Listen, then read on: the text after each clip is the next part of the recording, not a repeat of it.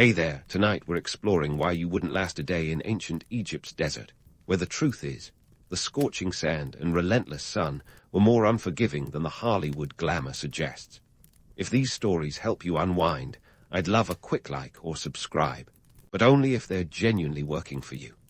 I'm curious where in the world you're listening from, so drop your location and local time in the comments. It's amazing seeing our little community span the globe through these historical tales. Now settle in, maybe turn on some white noise or grab your favorite blanket, and let's drift into tonight's story together. You crack your eyes open just as the sun begins its relentless daily assault on the Egyptian desert. It's early morning, but already you can feel the heat creeping in, like an unwelcome guest who's come to stay for the day. Welcome to ancient Egypt, where the thermostat frequently cranks up to an oven-like 100 degrees F, 38 degrees C, and shade is about as common as a Wi-Fi signal. You're in the desert, my friend, and while romantic tales of pyramids and pharaohs dance in your head, the reality is that surviving here requires a whole different set of skills. First up on the survival checklist is water, or rather, the desperate lack of it.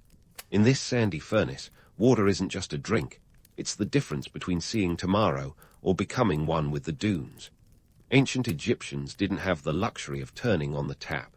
Instead, they relied on the majestic Nile, their lifeline cutting through the barren landscape like an artery. Without it, the desert would swallow civilization whole. Every year, the Nile burst its banks in a natural miracle of irrigation, flooding the surrounding land with nutrient-rich silt and water. It was a scene of chaos, mud, and opportunity. This was how the Egyptians turned the desert green and kept their bellies full.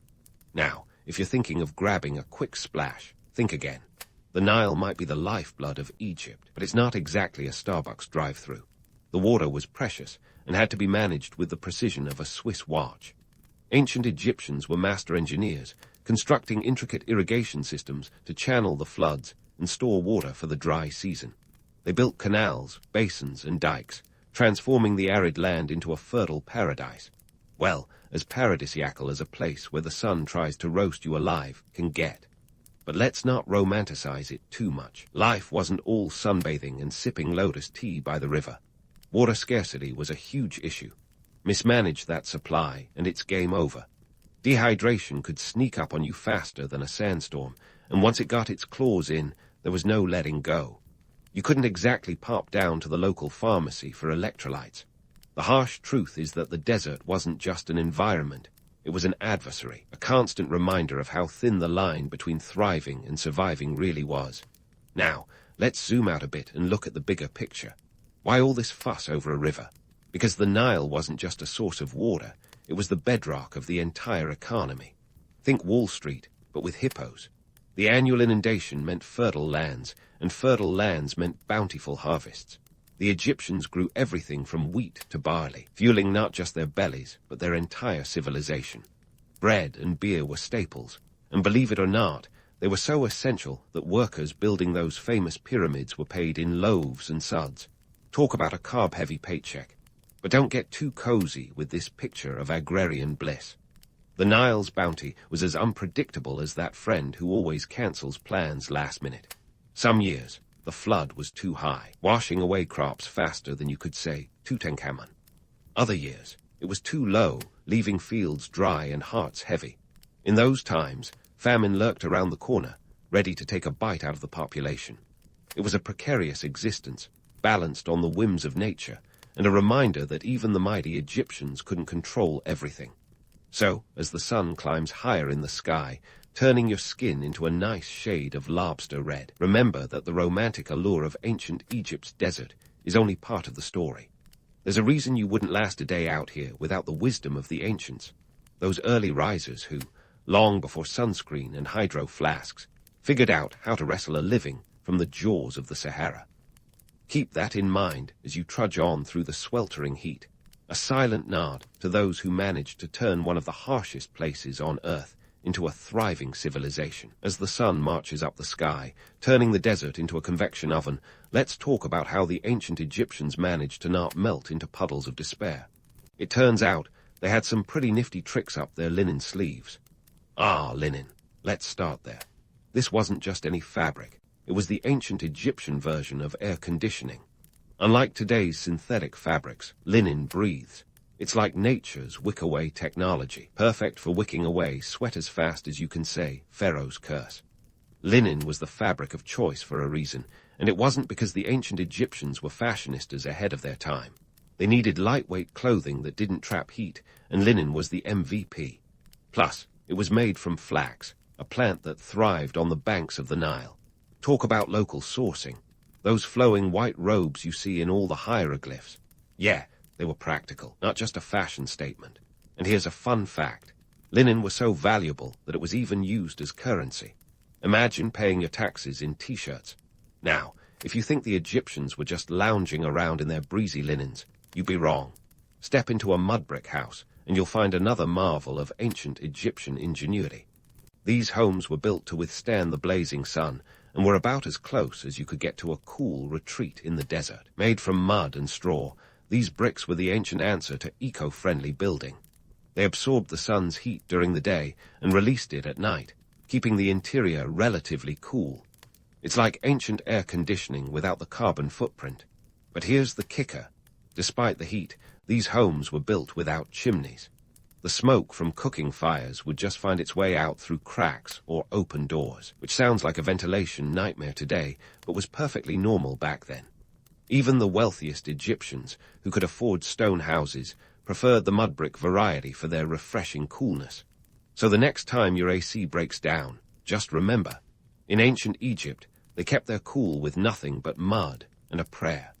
Speaking of prayers, let's talk about the people who lived in these mud brick marvels. The majority of ancient Egyptians weren't pharaohs or priests lounging in luxury. They were laborers and farmers, the backbone of the society. These were the folks who toiled under the relentless sun, making sure the civilization didn't grind to a halt. Farmers worked the land, coaxing crops from the fertile soil, while laborers built everything from temples to pyramids. It wasn't glamorous, but it was essential and brutal. Laborers were often conscripted to work on state projects like the pyramids and were paid in food and beer. And yes, beer was a staple, consumed daily and an essential part of the diet. If you think your job's demanding, try hauling massive stone blocks on a diet of bread and brew. It's a wonder they didn't all collapse from exhaustion, but the Egyptians were nothing if not resilient. They had to be, to survive in this harsh environment. Now, let's debunk a myth. The pyramids weren't built by slaves. That's right. Despite what Hollywood might have you believe, the evidence suggests that the laborers were free men, working in shifts with decent living conditions. Archaeological digs have uncovered workers' villages with bakeries, breweries, and even medical facilities. An ancient wellness plan, if you will. So while it was back-breaking work, it wasn't the cruel slave labor it's often portrayed as. Farming, on the other hand, was a different beast altogether. The annual flooding of the Nile dictated the agricultural calendar. Farmers sowed their seeds in the nutrient-rich silt left behind by the receding waters. But when the floods failed, so did the crops, and famine was never far behind. It's a stark reminder that while the Nile was a blessing, it was also a fickle force of nature. Society was structured around these realities, with a clear hierarchy. At the top, the pharaoh, considered a god on earth. Below him, the priests and officials who kept the machinery of state running. And at the bottom, the farmers and laborers who bore the brunt of the work. It was a rigid system, but one that functioned for the most part. And just like today, everyone had a role to play in the grand tapestry of civilization. So, as the sun reaches its zenith, casting everything in a blinding glare, consider this. Ancient Egypt wasn't just about pyramids and mummies. It was a complex society, built on the backs of its people, who found ways to thrive against the odds. They didn't have the luxury of modern conveniences, but they made do with what they had. And they did it all in style, draped in linen and living in mud-brick coolness. Keep that in mind as you swelter on, a nod to those who turn the desert into a cradle of civilization. As the sun continues its merciless journey across the sky, let's duck into some much-needed shade and unravel the mystique of the pharaohs, those ancient influencers who wielded power like nobody's business. Picture this. A pharaoh wasn't just a ruler.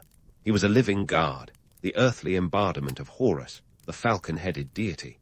Talk about a lofty job title.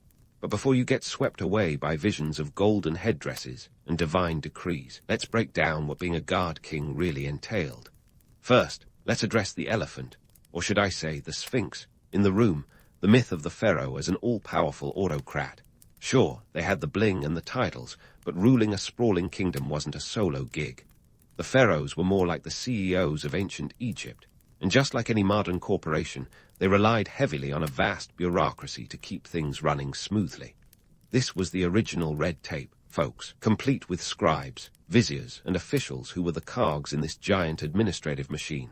Now, you might think the pharaohs were free to lounge around in opulent palaces, but their lives were anything but leisurely. They were expected to maintain the cosmic order, which was a full-time gig, ensuring harmony between humans and gods, balancing the economy, and keeping those pesky Nubians at bay, all in a day's work for a pharaoh. Failure to do so could mean chaos, famine, or worse, a really bad Yelp review from the guards. But while the pharaohs donned the crown, it was the civil service that kept the kingdom ticking. These bureaucrats, armed with reed pens and papyrus scrolls, were the silent power behind the throne. They collected taxes, oversaw agricultural production, and managed labor forces. Talk about multitasking. In fact, the real power often lay with the viziers, the pharaoh's right-hand man, who ran the day-to-day affairs of the state. Think of them as the ancient world's answer to a chief operating officer, minus the corner office. And here's a juicy tidbit: those massive pyramids and temples that scream, "Look at me." They were more than just vanity projects. Sure, they were designed to showcase divine power and secure a comfy afterlife for the pharaohs, but they also served as massive job programs. Constructing these architectural wonders required thousands of workers, from skilled artisans to laborers. It was like an ancient New Deal, providing employment and stimulating the economy. And let's not forget the spin-off industries: quarrying, tool-making, and transport, all buzzing with activity thanks to the pharaohs' building ambitions. Speaking of pyramids, let's dig deeper into their economic impact. The construction of these colossal edifices was a logistical marvel. Take the Great Pyramid of Giza, for instance. Built around 500 years ago, it stands as a testament to human ingenuity and a serious case of FOMO among the other pharaohs. It took around 20 years to complete, with estimates of around 3 million stone blocks, each weighing an average of 5 tons. That's a lot of heavy lifting, my friend. The resources needed for such projects were staggering. The labor force required food, housing, and, of course, the ever-essential beer. Keeping workers fed and hydrated was no trivial matter. This demand fueled agriculture and crafts, creating a ripple effect across the economy.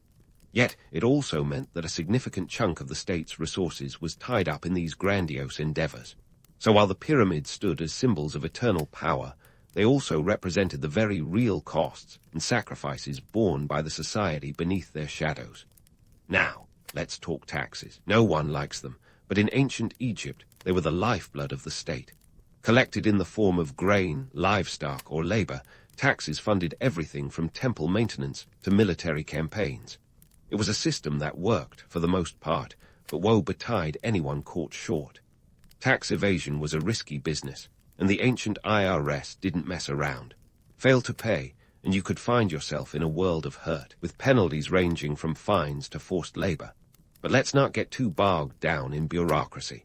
At its heart, ancient Egypt was a civilization steeped in spirituality, with the pharaoh as the divine mediator. Religious festivals and rituals were central to life, offering a chance for the populace to engage with the divine. These events were state-sponsored, complete with offerings, processions, and feasts. It was religion as a community affair, reinforcing the pharaoh's status while keeping the guards on side, a win-win situation. Despite the divine trappings of their office, pharaohs were, at the end of the day, human. Their reigns were marked by intrigue, coups, and the occasional assassination. Power struggles were as eternal as the Nile, reminding us that the more things change, the more they stay the same. The pharaohs may have been seen as gods, but they walked the same earth, faced the same challenges, and all too often met the same messy ends as anyone else. So, as you catch your breath in the shade, consider the remarkable balancing act that was ancient Egypt. A land ruled by god kings, yet run by legions of scribes and officials. A society built on the back of monumental projects, yet vulnerable to the whims of the Nile. It was a world of contradictions, where myth and reality danced a complex tango, leaving us with more questions than answers. But that's the beauty of history, isn't it? It's a never-ending story, with each chapter offering new revelations and insights. Stay tuned as we continue our journey through the sands of time, exploring the legacies left by those who dared to dream of eternity.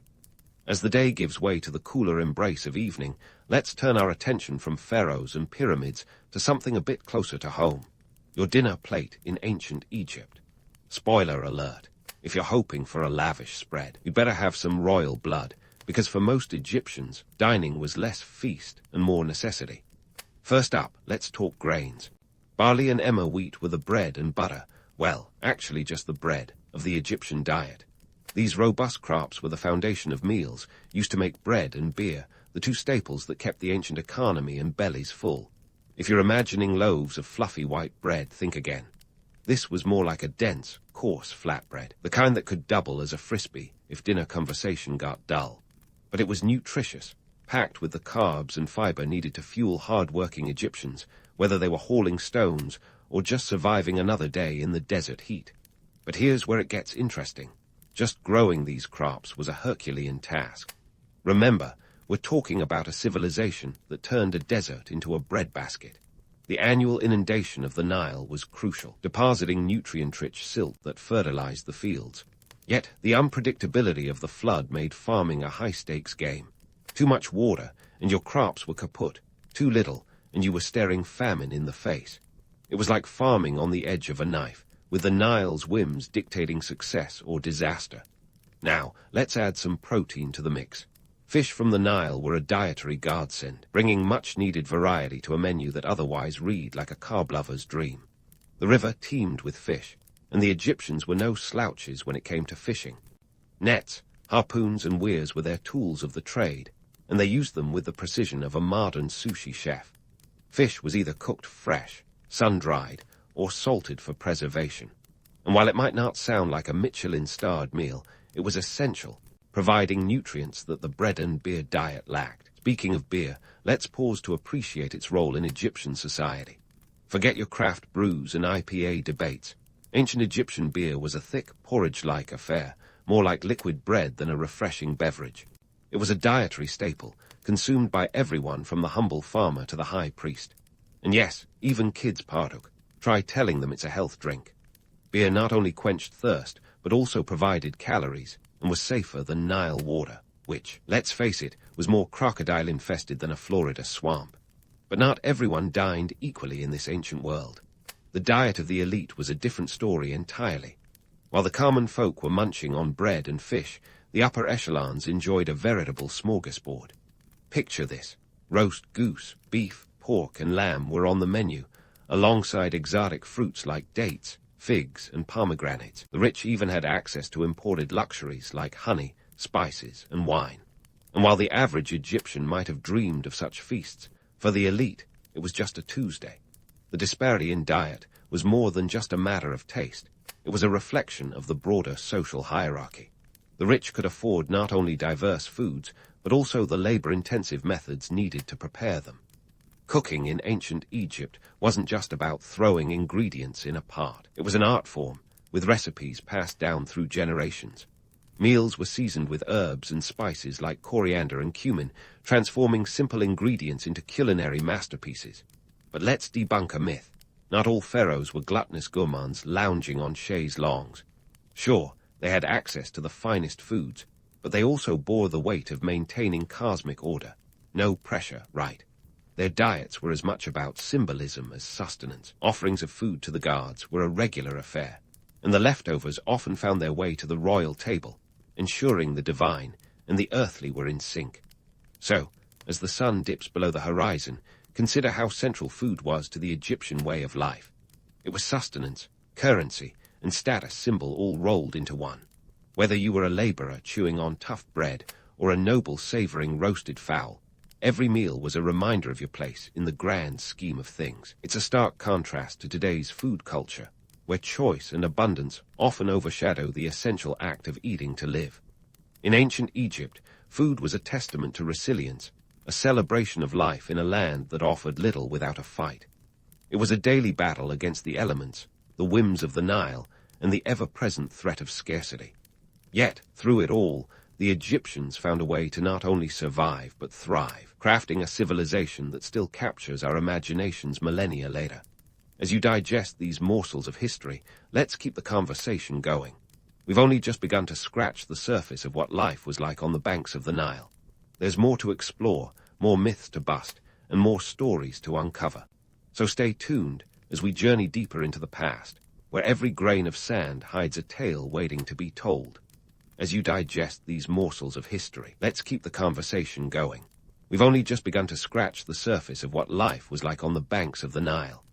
Just as the sun dips below the horizon, the desert finally begins to exhale its blistering breath, offering a moment of reprieve. But don't get too comfortable. This is ancient Egypt, after all, where even relaxation comes with a side of ritual. The Egyptians knew how to throw a shindig, and it wasn't just about blowing off steam. Festivals and religious ceremonies were the social glue that held the whole sandy operation together. Now, let's talk about festivals. Ancient Egypt's answer to your summer music festival, minus the flower crowns and overpriced bottled water. These were grand affairs, where the lines between humans and gods blurred in a haze of incense and offerings. Take the Apit festival, for instance, a yearly bash held in Thebes that celebrated the renewal of the pharaoh's divine birthright. Picture this, a grand procession from the Karnak temple to Luxor temple, where the statues of Ammon, Mut, and Khonsu were paraded, flanked by priests, dancers, and musicians. It was a spectacle that lasted over 2 weeks, with feasting and merrymaking that could rival any modern-day carnival. But let's not get too starry-eyed. These festivals weren't just for fun, they were serious business. They reinforced social hierarchies and religious dogmas, reminding everyone who was in charge. Hint, it wasn't the guy wearing a beer-stained tunic.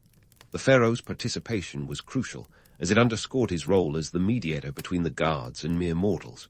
It was a divine PR campaign wrapped in a party, ensuring the cosmic order, or MAD, remained intact. The stakes were high.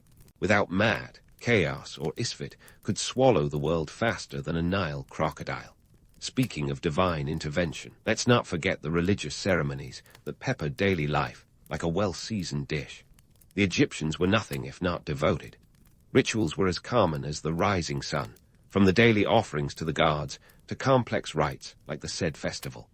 This jubilee marked the renewal of a pharaoh's rule after 30 years on the throne, a sort of ancient midlife crisis, complete with a grueling obstacle course to prove the ruler still had the chops to lead. So next time you're grumbling about hitting the gym, spare a thought for the pharaoh in his 60s, jogging around a track to keep his crown. Now, these ceremonies and festivals did more than just entertain. They were a vital pressure release valve for a society that had to claw its existence from the jaws of the desert. They provided a sense of continuity and connection to the divine, a reminder that even as they toiled under the sun, they were part of something greater. Not to mention, they offered a chance to unite the community in shared celebration, a welcome break from the daily grind of surviving in a land that seemed bent on baking its inhabitants to a crisp. Of course, the flip side of this coin is the harsh reality of life outside the festival grounds. When the music faded and the incense smoke cleared, the desert remained, a stark, unyielding presence that demanded resilience and ingenuity in spades. Surviving here was no small feat. It required a mastery over the landscape that only the Egyptians possessed. They built their civilization on the back of the Nile, a capricious benefactor that could just as easily bring ruin as it did prosperity.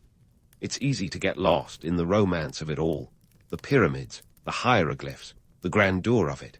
But the truth is, every day was a battle against nature.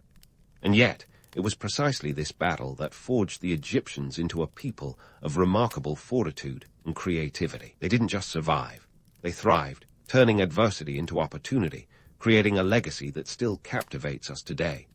Their festivals and ceremonies were more than mere distractions. They were a testament to their resilience, a reflection of a society that understood the delicate balance between man and the divine, between order and chaos.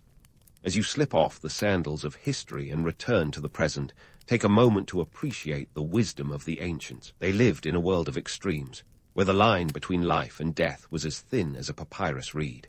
But through it all, they found joy, meaning, and purpose, crafting a civilization that stood the test of time. So next time you're feeling overwhelmed by the modern world's complexities, remember the Egyptians, those masters of the desert who turned the impossible into the everyday. It's a reminder that sometimes the greatest stories are hidden in the sand, waiting for us to uncover their truths, one grain at a time. So there you have it, a whirlwind tour of life in ancient Egypt, where every day was a dance between survival and celebration.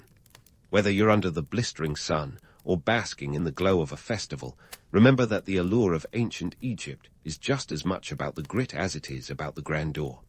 And while you might not last a day in their sandals, you can certainly marvel at the footprints they've left behind. In the quaint city of Bonn, nestled along the Rhine River, Ludwig van Beethoven's early life was anything but a fairy tale. Born in December 1770, young Ludwig was subject to his father's relentless ambition to mold him into a musical wonderkind, a plan that was about as subtle as a sledgehammer. Johann van Beethoven, a singer of modest repute, was determined to cash in on his son's burgeoning talent, inspired by none other than Wolfgang Amadeus Mozart, the original child star of classical music. Now, Johann's approach to parenting, if we can call it that, was to wake 5-year-old Ludwig at all hours for impromptu piano lessons, sometimes dragging him from bed to practice. Picture an overzealous soccer parent, but with powdered wigs and harpsichords. Bonn in the late 18th century was a small but vibrant city, a hub of Enlightenment thinking and political intrigue. It was here that Beethoven's rebellious spirit began to simmer. The city was part of the electorate of Cologne, ruled by an archbishop-elector who fancied himself a bit of a Renaissance man. This wasn't some stuffy backwater. Bonn was alive with intellectual and artistic exchange, albeit with a heavy dose of religious oversight. But let's not pretend Beethoven was a child prodigy groomed in a utopian bubble of creativity.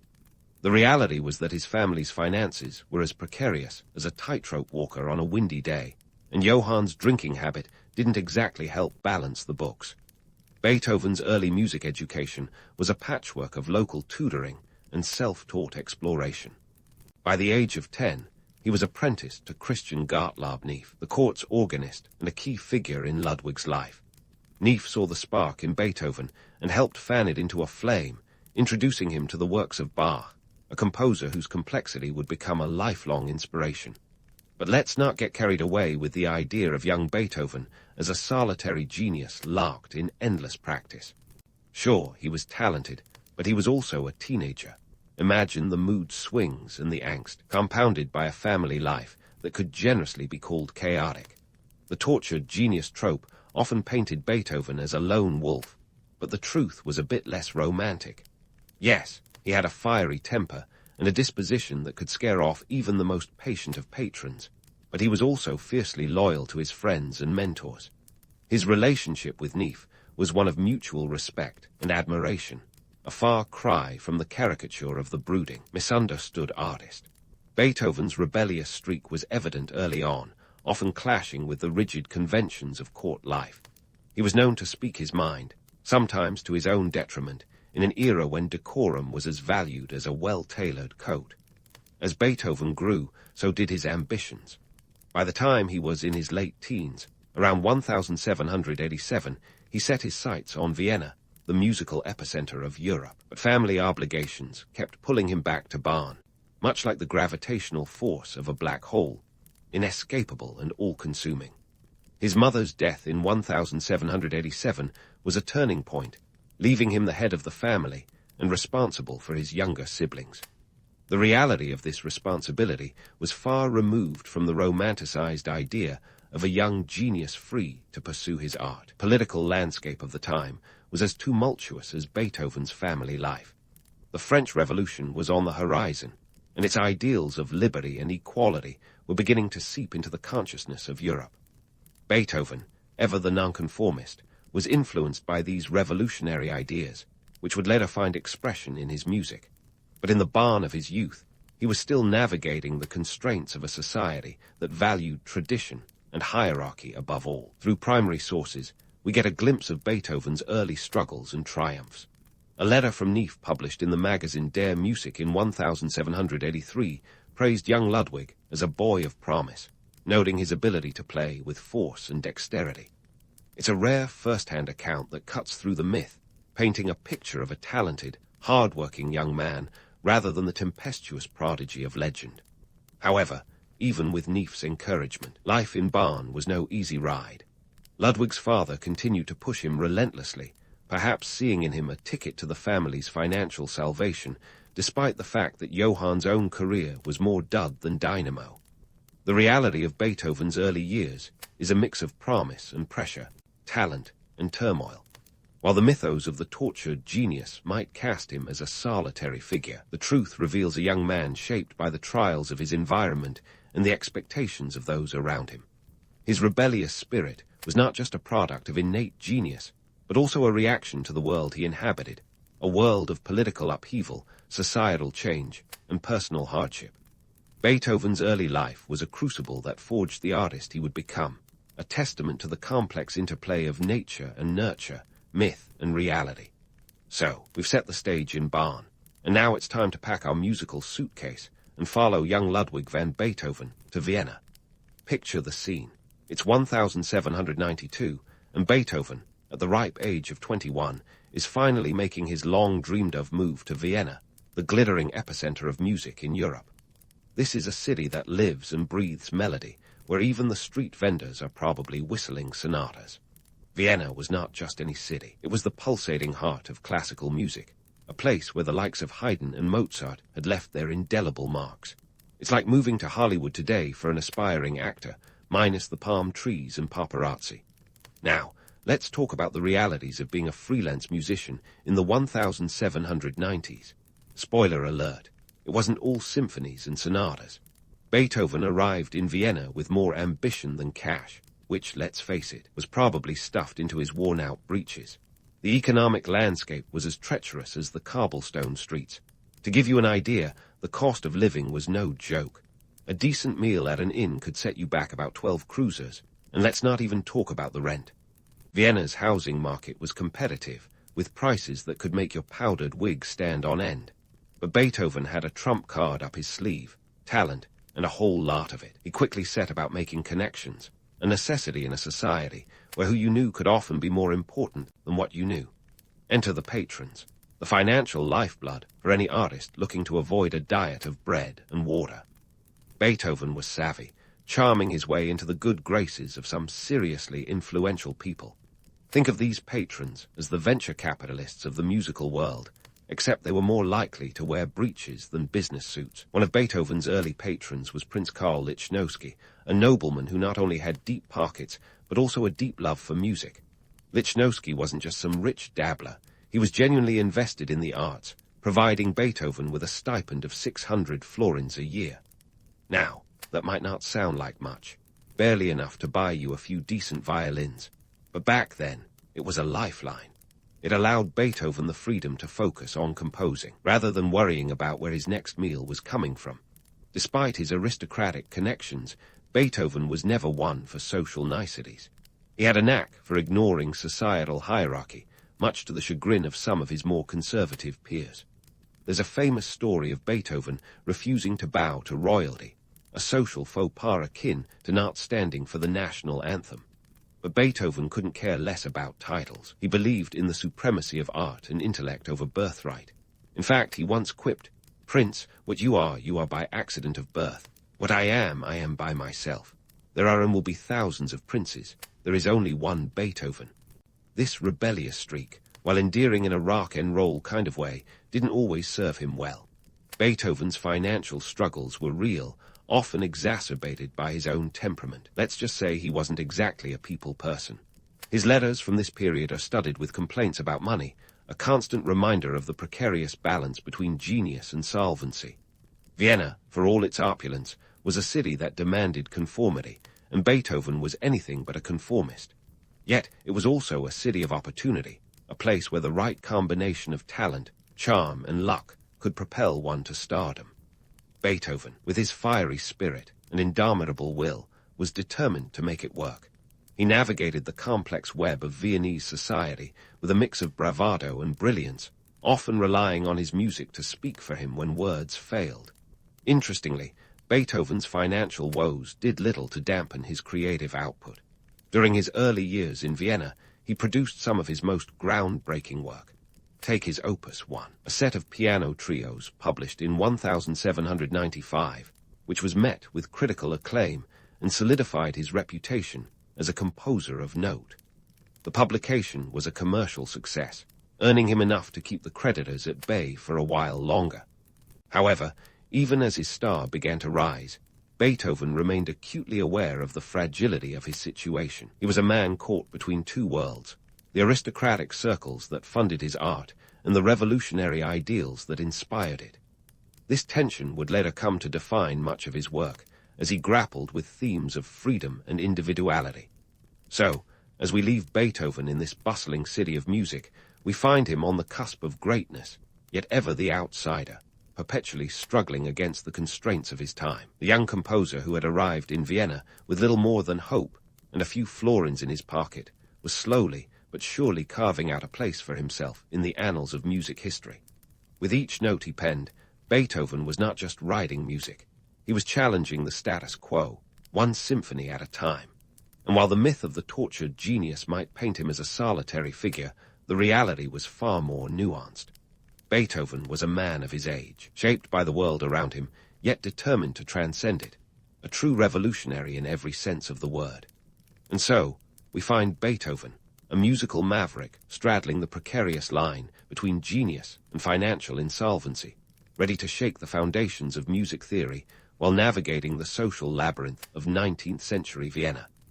But let's hit pause on the melodrama for a second and talk about what really made Beethoven stand out from the crowd. It wasn't just his fiery personality, although that was certainly a showstopper. It was his revolutionary approach to composition that left the musical establishment both awestruck and scratching their powdered heads. Beethoven had this knack for breaking the rules in a way that made listeners wonder if they even knew what the rules were in the first place. Take his Symphony No. 3, the Eroica, which premiered in 1805. This wasn't just any symphony. This was a musical leviathan clocking in at over 45 minutes, a length that made traditional symphonies look like mere appetizers. The Eroica was originally dedicated to Napoleon Bonaparte, a man Beethoven admired for his revolutionary zeal, until Napoleon went and crowned himself emperor. Cue Beethoven furiously scratching out the dedication, because in his eyes, betrayal wasn't just a bad habit. It was a symphonic theme. But how did Beethoven achieve this level of innovation? Well, he wasn't afraid to get his hands dirty with music theory. He expanded the orchestra, weaving in instruments like the piccolo and contrabassoon that had previously been sidelined. These weren't just novelties. They added layers of texture and depth that turned his compositions into soundscapes. He also toyed with harmony and rhythm like a cat with a ball of yarn, stretching them to their limits, and then some. It was as if he was playing a game of musical Jenga, daring the tower to collapse, but somehow keeping it standing. Now, let's not romanticize this as Beethoven being struck by a divine muse. The man put in the hours, and his sketchbooks are a testament to his relentless tinkering. He wasn't just talented, he was obsessively meticulous, constantly refining and reworking his ideas until they were just right, or as close to right as a perfectionist like Beethoven could manage. As for performance practices, Beethoven's impact was seismic. He demanded a level of precision and emotional depth from musicians that was, quite frankly, unheard of at the time. In an era when performances were often casual affairs, Beethoven insisted on rehearsals that would make even the most dedicated musician break into a sweat. He wanted his music to be an experience, not just a pleasant background noise at a social gathering. Beethoven wasn't just composing. He was crafting a revolution in how music was performed and perceived. But let's address the elephant in the room, Beethoven's hearing loss. The tragic image of the deaf composer, the romanticized notion of suffering for art's sake. It's the stuff of legend.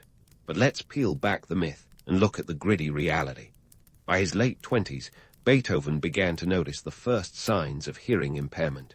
It wasn't like he woke up one morning to silence. It was a gradual descent into a world where sound was becoming a distant memory. And while the legend loves to paint him as a solitary, tormented genius, the truth is a bit more complex and a lot more inspiring. Enter the Heiligenstadt Testament, a letter Beethoven wrote to his brothers in 1802, which is often cited as his farewell note to the world. This document is a heart-wrenching glimpse into Beethoven's inner turmoil, where he candidly discusses his despair and suicidal thoughts. But here's the kicker: he didn't send it. Instead, he tucked it away, a private reflection on his struggles and a testament, no pun intended, to his resilience. The letter reveals a man grappling with his demons but refusing to let them define him. Beethoven didn't just sit around waiting for inspiration to strike him deaf. He adapted. He used ear trumpets to amplify sound and employed a technique known as bone conduction, where he would bite down on a rod attached to his piano's soundboard, allowing vibrations to travel through his jawbone and into his inner ear. It was a workaround, sure, but it was also a testament to his ingenuity. Beethoven wasn't about to let a little thing like deafness stand between him and his music. His ability to communicate musical ideas without relying solely on his ears is a testament to his profound understanding of music as a language. He would engage in lengthy conversations with musicians and patrons using a series of notebooks, jotting down thoughts and instructions, a precursor to today's text message convos, albeit a tad less instantaneous. He continued to compose and conduct, relying on his acute sense of vibration and his memory of how instruments sounded. Beethoven was not merely surviving, he was thriving in a world that didn't quite know what to do with him. So, while the image of the deaf composer is undeniably compelling, it's also a bit misleading. Beethoven wasn't a tragic figure resigned to his fate. He was a relentless innovator, constantly adapting and evolving. His hearing loss wasn't an end, but a transformation, one that pushed him to explore new dimensions of musical expression. In the end, Beethoven's genius wasn't just in his compositions, but in his ability to transcend the limitations of his time, his society, and his own body. As we gear up for the next leg of this journey, remember, Beethoven's story is a testament to the human spirit, a reminder that creativity knows no bounds, and that sometimes the greatest barriers are the ones we break ourselves. Stay tuned as we dive deeper into the life of this musical titan, exploring how his later years would cement his legacy as one of the greatest composers of all time.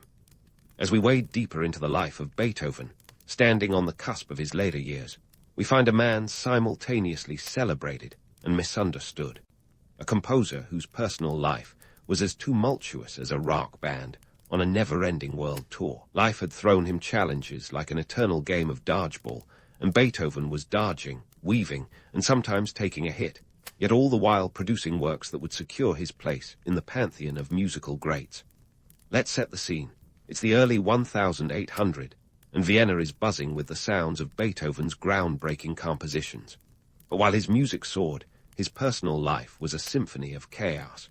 Picture it: creditors knocking at the door, a string of failed romances, and an ongoing battle with hearing loss that was turning his social interactions into a silent film. Beethoven's relationships were often as harmonious as a catfight, marked by intense passion and equally intense fallout. Take his infamous, immortal, beloved letter, penned around 1812. It's a romantic mystery that would make even the most dramatic soap opera blush. The letter, never sent, spoke of a profound love for an unnamed woman, sparking endless speculation and a cottage industry of theories. Who was she? Countess Josephine Brunswick, Antoni Brentano, a figment of Beethoven's imagination draped in 19th-century lace. Whoever she was the sun at the center of Beethoven's emotional solar system, a gravitational force that pulled at his heartstrings. Yet, Beethoven's true love was, arguably, his music, and the 1810 saw him composing some of his most exquisite works. His late string quartets like Op. 131 were complex, introspective pieces that baffled many of his contemporaries. These compositions were as dense as Beethoven's infamous Main, wild, untamed, and revolutionary. The quartets were structured with 7 continuous movements, defying the conventional 4-movement format like a rebellious teenager sneaking out past curfew. Critics were divided. Some hailed them as genius, while others scratched their heads, wondering if Beethoven had finally gone too far. Despite the mixed reviews, Beethoven's influence on contemporary composers was undeniable. Franz Schubert, a Vienna native himself, was deeply inspired by Beethoven's work. Schubert reportedly attended a performance of Beethoven's Seventh Symphony and later said, "Who can do anything after Beethoven?" A statement that was both an homage and an acknowledgement of the daunting shadow Beethoven cast over the musical landscape. As for the audiences of the time, their reactions were as varied as a box of assorted chocolates. Beethoven's concerts were often packed, with tickets fetching around 2 to 3 florins, a significant amount when you consider that a skilled laborer might earn about 400 florins a year. Yet, not everyone was enamored with his bold innovations. Some concertgoers, accustomed to the more predictable compositions of the time, were bewildered by Beethoven's daring symphonic narratives. The myth of the misunderstood genius is a compelling narrative, but the reality is more nuanced. Beethoven was widely recognized and respected during his lifetime, a fact often overshadowed by the image of the solitary artist railing against a deaf and indifferent world. In truth, Beethoven had a loyal following, and his works were performed regularly in Vienna and beyond. His funeral in 1827 was attended by an estimated 20,000 people, a testament to his widespread popularity, a turnout that would make even the most viral social media influencer green with envy. Economically, Beethoven's later years were a roller coaster that would make any accountant reach for a stiff drink. Despite his popularity, Beethoven's financial situation was often precarious, thanks in part to his generous nature and lack of business acumen. He was known to lend money to friends and family, sometimes with little hope of repayment. His nephew Karl was a particular source of financial strain, embroiled in a custody battle that drained both Beethoven's energy and resources. Beethoven's health, too, was declining, a testament to the wear and tear of a life lived intensely. By his final years, he was suffering from a myriad of ailments, including liver disease, believed to be exacerbated by his fondness for wine. Yet, even as his physical condition deteriorated, his creative output did not falter. His Ninth Symphony, completed in 1824, was a towering achievement, a musical Everest that combined choral and orchestral elements in a way that had never been done before. The Ode to Joy, from the Ninth Symphony, embodied Beethoven's enduring belief in the brotherhood of man, a poignant reminder of his idealistic spirit. The premiere of the Ninth Symphony was a triumphant affair, attended by a packed house at the Kärntner Theatre in Vienna. And here's the kicker. Beethoven, standing by the conductor's side, was completely unaware of the audience's rapturous applause until a fellow musician turned him around to see the ovation. It was a moment that encapsulated the myth and reality of Beethoven, the deaf composer who, despite his silence, had orchestrated a symphony that would resonate through the ages. In the end, Beethoven's life was a testament to the power of resilience and creativity against the odds. He was a man of contradictions, fiercely independent yet deeply connected to those he loved, financially unstable yet artistically rich, misunderstood yet widely celebrated. The legend of Beethoven as the tortured genius is compelling, but the reality of his life offers a richer, more complex portrait. A man who, despite the cacophony of challenges, composed a legacy that continues to inspire and influence music lovers worldwide. As we prepare to dive into the final chapter of Beethoven's life, let's keep in mind the duality of his existence. The myth of the isolated genius may be alluring, but the truth is that Beethoven was a product of his time, an artist whose life and work were inextricably linked to the social, political, and economic currents of the age. Stay tuned as we explore how these forces shaped the final years of his life and the indelible mark he left on the world of music. While Beethoven's Ninth Symphony echoed through the concert hall, cementing his genius in the annals of music history, let's pivot to how his legacy continues to ripple through time and genres. Spoiler alert: Beethoven wasn't just a one-hit wonder of the classical world. His influence is as pervasive as Wi-Fi, connecting the dots across centuries of musical evolution. First off, let's talk about how Beethoven's audacity in composition paved the way for musical experimentation that would later define entire genres. Think about it. Beethoven's ability to weave complex emotional narratives into his symphonies laid the groundwork for the Romantic era, a movement that would influence composers like Chopin and Berlioz. His penchant for pushing musical boundaries wasn't just a quirk, it was practically a manifesto. Fast forward a couple of centuries, and you'll see his fingerprints all over jazz, rock, and even hip-hop. Yes, you heard that right. The syncopation and thematic development that Beethoven championed can be traced in the intricate rhythms of jazz. And when rock musicians like Chuck Berry and Led Zeppelin began experimenting with musical form and structure, they were essentially pulling a page from Beethoven's playbook. How about the raw, emotional depth found in Beethoven's compositions? That's something you'll find echoed in the soul-stirring vocals of Billie Holiday or the haunting melodies of Radiohead. Beethoven was a master of capturing the human condition, raw, imperfect, and beautiful. His music wasn't just sound. It was an exploration of the human soul, a quality that transcends genre. What's more, Beethoven's symphonic innovations set the stage for the sweeping cinematic scores that have become a staple of modern filmmaking. Imagine the iconic Darth Vader theme from Star Wars. Without Beethoven's trailblazing, John Williams might have been composing elevator music instead. Now, let's debunk a few myths that, although endearing, paint an incomplete picture of Beethoven's life. First up, the romanticized image of Beethoven as a penniless artist, forever struggling against the oppressive weight of his genius.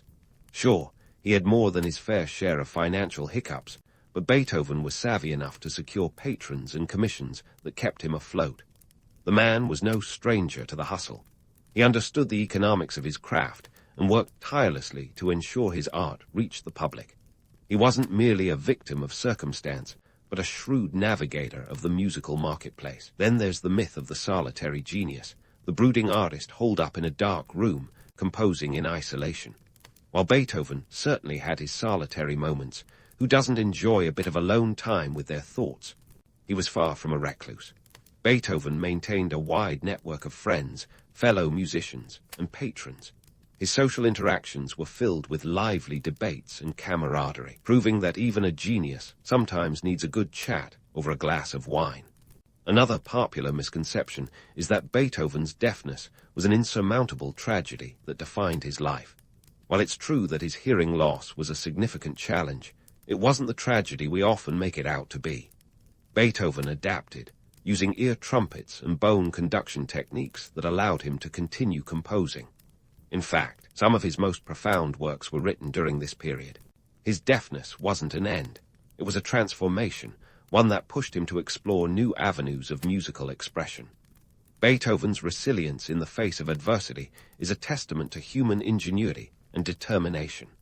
Let's also address the notion of Beethoven as a musical lone wolf, single-handedly revolutionizing the art form.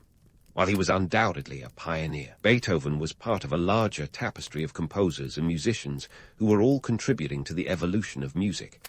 He was influenced by those who came before him, like Mozart and Haydn, and inspired those who followed, such as Brahms and Wagner. Beethoven didn't operate in a vacuum. He was both a product and a shaper of his time. As we wrap up this historical jam session, it's crucial to remember that Beethoven's legacy is not just in the notes he wrote, but in the spirit of innovation and exploration he embodied. His life serves as a powerful reminder that creativity knows no bounds and that the human spirit can transcend even the most formidable challenges. Beethoven's story is one of perseverance, a testament to the power of art to break through barriers and connect us all, regardless of time or place. The balance between myth and reality in Beethoven's life is a dance as complex as one of his symphonies. The myths, while captivating, often obscure the practical realities that defined his existence. Beethoven was not just a tortured genius. He was a man of his time, navigating the complexities of a rapidly changing world with skill, determination, and a touch of defiance. In the end, Beethoven's music endures because it speaks to something fundamental within us. His compositions are a testament to the human experience, filled with struggle, triumph, and everything in between. As we listen to his symphonies, we're not just hearing notes on a page, we're experiencing the echoes of a life lived with passion and purpose.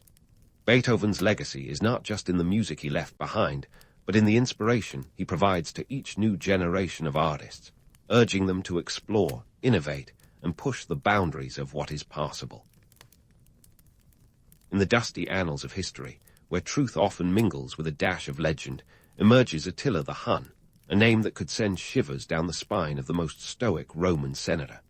But before we dive into his later antics, like how he became the rock star of barbarian leaders, let's hit rewind and take a peek at his early days. Born in the chaotic whirlpool of 5th century Europe, Attila didn't just pop out wielding a sword and a thirst for Roman land. Oh no, his beginnings were a bit more, shall we say, traditional for a Hun. Attila was a product of the Hunnic world, a society as misunderstood as it was feared. Picture a folksy group of nomads who were less about sprawling cities and more about the open plains, where their horses were practically family. These weren't just any horses either.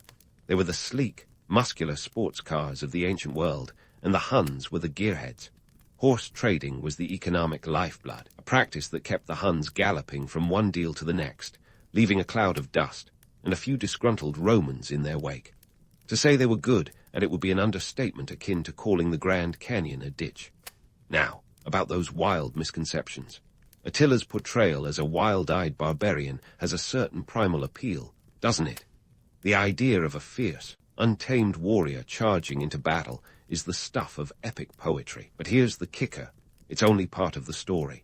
Sure, Attila could swing a sword with the best of them, but he also knew his way around a negotiation table. Strategic mind. Check. Attila had the political savvy to turn enemies into allies and allies into, well, slightly less hostile enemies. Let's not forget the entertainment value of his horse-riding competitions. These events were the Super Bowl of the steppes, where Attila would challenge other riders to feats of daring and skill. But here's the twist. They weren't just about showing off. These competitions often had unintended diplomatic consequences. One particular contest, for instance, ended with a rival tribe so impressed, or perhaps humiliated, that they joined forces with the Huns. It's like losing a game of poker and then offering your opponent a seat at the family dinner table. Who knew a bit of horseplay could double as foreign policy? Attila's early life in the Hunnic society was a masterclass in adaptability and cunning. He learned to navigate a world that was constantly shifting, where alliances were as stable as a three-legged stool. The Huns might have been nomadic, but they were hardly directionless. Attila's upbringing in this environment shaped him into a leader who could think on his feet, or his stirrups, as it were. The young Hun was already laying the groundwork for his future conquests, not with brute force, but with a keen understanding of human nature and a healthy dose of charisma. The Hunnic world was not just about survival. It was about leveraging every asset they had, from their horses to their wits. And if you think that sounds a bit like a corporate strategy meeting, you're not entirely wrong. Attila's rise was fueled by an economy that thrived on mobility and trade, where the currency was often measured in horsepower, and the market was as vast as the grasslands. It's a classic tale of how necessity breeds innovation, with Attila steering the Hunnic horde like a savvy CEO. So, while the Romans were busy building roads and aqueducts, Attila and his kin were mastering the art of living off the grid, pioneering a lifestyle that was both sustainable and strategically advantageous. It's no wonder the Romans were left scratching their heads, trying to figure out how to deal with this enigmatic force that seemed to materialize out of nowhere and disappear just as quickly. Attila was already proving that sometimes the scariest thing about a storm is not just the thunder, but the silence that follows. In a nutshell, Attila's early life was a blend of calculated risk-taking and sheer audacity, setting the stage for a career that would leave a mark, quite literally, on the annals of history. As we continue this journey, remember that behind every legend is a man who was once a boy, learning to ride before he could walk, and plotting his next move before the dust of the last had even settled. As Attila grew into his role, it became less about who he was and more about what he could build, or rather, what he could unite. By the time the dust had settled from his formative years, Attila wasn't just another Hun on a horse. He was on his way to becoming the big kahuna of a sprawling confederation that stretched its sinewy arms across the Eurasian steppe. His rise to power wasn't exactly a walk in the park. It was more like a high-stakes poker game where the chips were lives and the rules were written in smoke. So how did Attila go from the dusty plains to the throne of a fearsome empire? Let's dig in. Attila's ascent was anything but a solo gig. It was a family affair, with a side of sibling rivalry for good measure. In the early 430, Attila co-ruled with his brother Bleda, which sounds like a recipe for sibling bonding. But in reality, sharing power was more like fitting two alpha wolves into a single den. The brothers did manage to keep the peace for a while, expanding their influence and flexing their collective muscle. But as with any good drama, it wasn't long before tensions simmered, and spoiler alert, Bleda met an untimely end in 445. Whether Attila had a hand in his brother's demise is a matter of historical debate, but one thing's clear. Attila emerged as the solo act, and the Huns were his band. With Bleda out of the picture, Attila turned his sights on consolidating power. He didn't just want to lead the Huns, he wanted to lead everyone else too. Enter the Hunnic Empire, a confederation that zipped together a patchwork of tribes, each with their own agendas, into a loosely knit tapestry held together by Attila's charisma and a healthy dose of fear. Attila was the ultimate political chameleon, adapting to the needs and demands of his eclectic group of followers. He knew that to keep this ragtag collection of tribes from unraveling, he had to ensure that his empire was not just feared, but also fed. Feeding an army was no small feat, especially when your army could rival the population of a small city, talking tens of thousands of warriors, each with an appetite that could put a teenage boy to shame. The logistics were mind-boggling.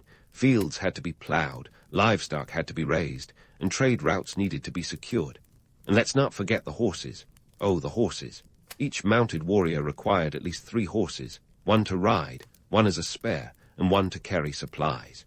Imagine the feed bill. The Hunnic economy relied heavily on their traditional bartering system, trading horses, weapons, and captured goods for food and other necessities. It was less about cash flow and more about the constant ebb and flow of resources, an economy as fluid as the nomads themselves. But Attila wasn't just a warlord with a knack for logistics. He was a diplomat par excellence. Forget the image of a bloodthirsty barbarian whose only language was violence. Attila could wield words as deftly as he wielded a sword. Take, for instance, the year 448, when he sat across from Roman envoys and coolly negotiated a treaty that would make even the shrewdest diplomat proud. The Romans, led by the envoy Priscus, were taken aback by Attila's unexpected finesse.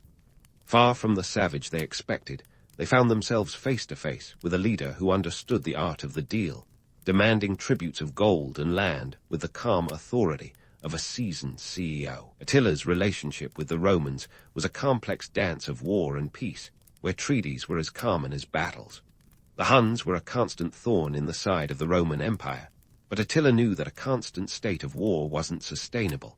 He needed peace to regroup, resupply, and let's be honest, enjoy the spoils of his conquests. So, when he wasn't raiding Roman territories, he was busy haggling for gold and land, extracting tribute with the precision of a surgeon and the subtlety of a sledgehammer. Despite his strategic brilliance, Attila's reputation as a brutal conqueror wasn't entirely undeserved. Sure, he could charm the pants off a Roman diplomat, but when diplomacy failed, he wasn't shy about resorting to more traditional methods of persuasion, like, say, flattening a city or two. Yet, even in his most aggressive campaigns, there was method to his madness. Attila understood that terror was as much a tool of war as the sword, and he wielded it with chilling efficiency.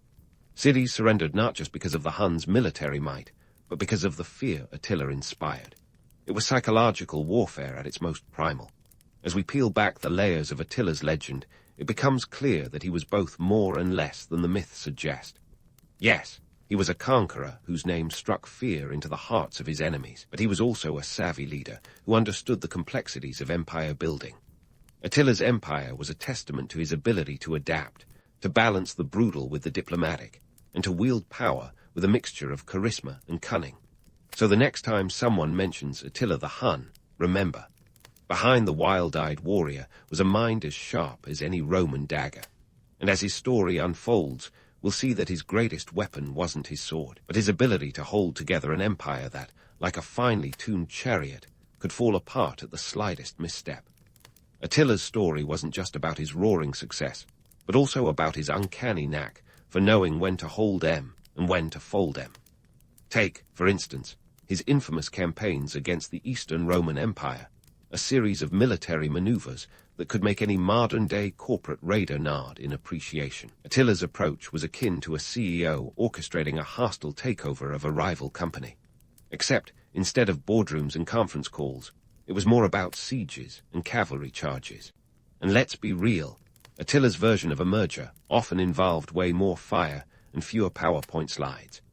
Let's set the scene in 447 AD, when Attila launched what can only be described as a full-throttle blitzkrieg against the Eastern Roman Empire. His armies swept across the Balkans like a swarm of particularly irritable locusts. But here's the kicker. This wasn't just mindless destruction. Attila knew exactly what he was doing. He was making a point, a very sharp point, right in the side of the Roman financial system. You see, war wasn't just a game of thrones. It was a game of economics. The Romans weren't just losing land. They were hemorrhaging cash. The cost of defending their territories was astronomical. Imagine trying to balance a budget when your defense line is being overrun by a horde that comes with its own economic stimulus package, one that favors pillaging over production. The numbers were staggering.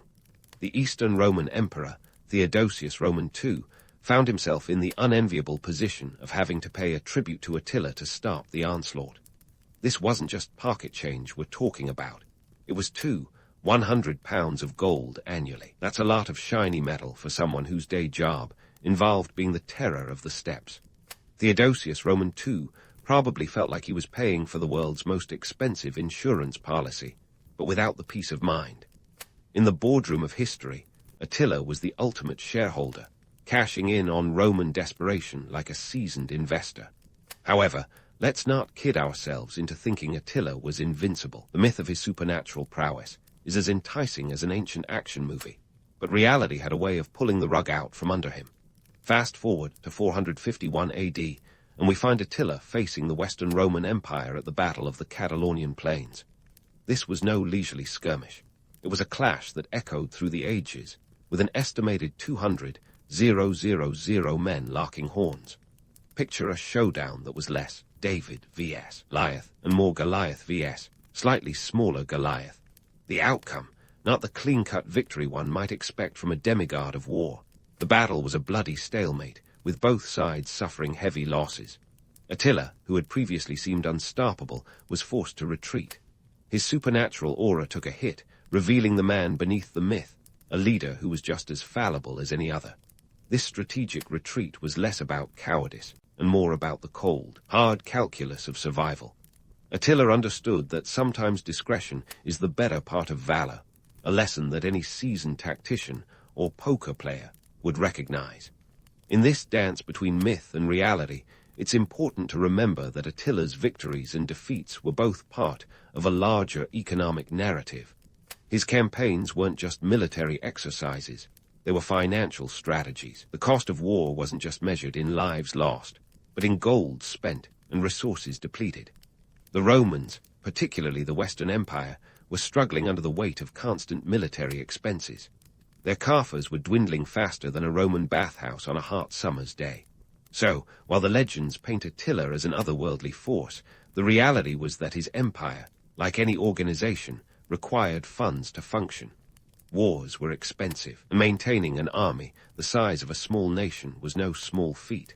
Attila's ability to extract tribute from the Romans was less about magic and more about leveraging fear and opportunity. It was economic warfare, pure and simple. But let's not get too bogged down in the balance sheets. Attila's story is also about the human element, his uncanny knack for leadership, and his ability to inspire loyalty. This wasn't just about gold and glory. It was about the charisma of a man who could unite disparate tribes under a single banner. The Huns weren't just a band of marauders. They were a society with its own hierarchy and culture, one that Attila managed with a deft hand. As we wrap up this leg of our journey, it's clear that Attila was both a product of his time and a master of it. He understood that war was as much about economics as it was about swords and shields. His campaigns against the Romans were a masterclass in opportunism and strategy, a testament to his ability to adapt and thrive in a world where the line between legend and reality was as thin as a Roman aqueduct. And while his mythos endures, it's crucial to remember that beneath the tales of supernatural invincibility was a man who knew that the greatest victories are often those that are never fought. Stay tuned, because the saga of Attila the Hun is far from over, and there's plenty more ground and gold to cover. As the dust settled from Attila's campaigns, the Roman world was left reeling, like a boxer who didn't see the right hook coming. The social and political ripples from his actions spread far and wide, reshaping the European landscape in ways that even he might not have anticipated. Attila wasn't just a force of nature. He was a catalyst for change, a sort of ancient disruptor who made the Roman Empire rethink its entire game plan, militarily, diplomatically, and even socially. Let's chew over the Roman military reforms first.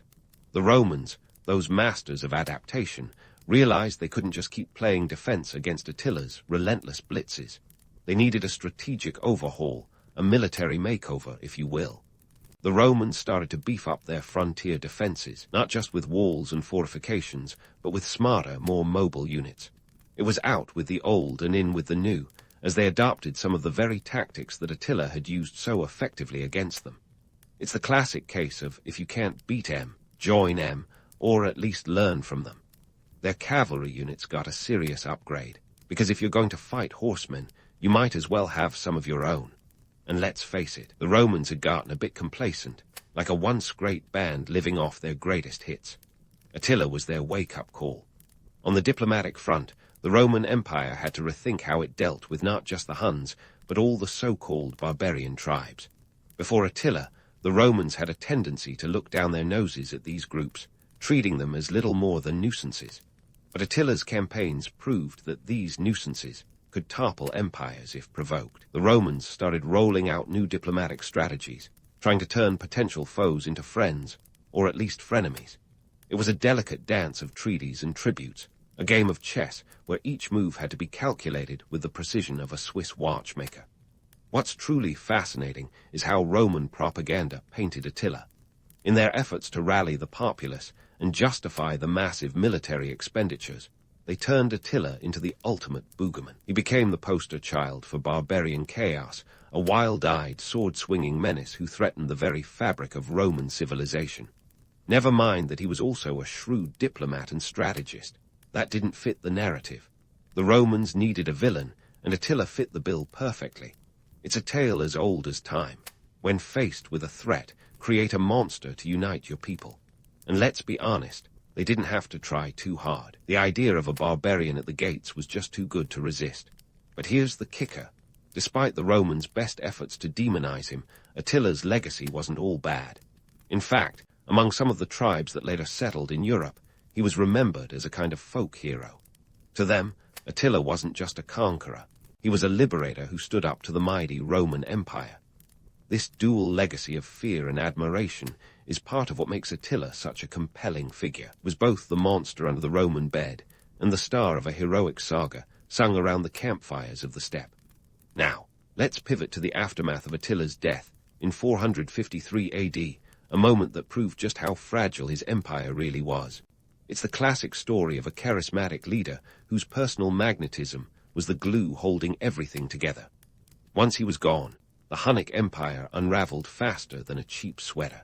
Without Attila's unifying presence, the various tribes within his empire started squabbling over the crumbs of his legacy. It's a testament to just how much Attila was the linchpin of his empire, a one-man show that couldn't survive without its star. The internal power struggles were brutal and swift. Attila's sons, who had inherited their father's ambition but not his knack for leadership, couldn't keep a lid on the brewing tensions. Within a year of Attila's death, Huns were defeated at the Battle of Nedau in 454 AD, a clash that marked the beginning of the end for their dominance in Europe. It's a classic case of divide and conquer, but this time the division was internal, a self-inflicted wound that bled the empire dry. This rapid decline of the Hunnic Empire highlights a brutal truth about power. It's as fleeting as it is intoxicating. Attila might have been able to hold his empire together through sheer force of will, but without him, the cracks in the foundation widened into chasms. It's a sobering reminder that empires built on the cult of personality are often one leader away from collapse. So, what's the takeaway from this whirlwind tour of Attila's impact on Europe? It's that history is rarely black and white, more often a tapestry of greys and contradictions. Attila was both a destroyer and a creator, a villain and a hero, depending on who you asked. His campaigns forced the Roman Empire to evolve or face extinction, a challenge they met with varying degrees of success. At the same time, his death underscored the transient nature of power and the perils of over-reliance on a single, charismatic leader. The Hunnic Empire's swift demise after Attila's death is a sobering reminder of the impermanence of power. It's a tale as old as time. Kingdoms rise and fall, but the echoes of their existence linger, shaping the world in ways both seen and unseen.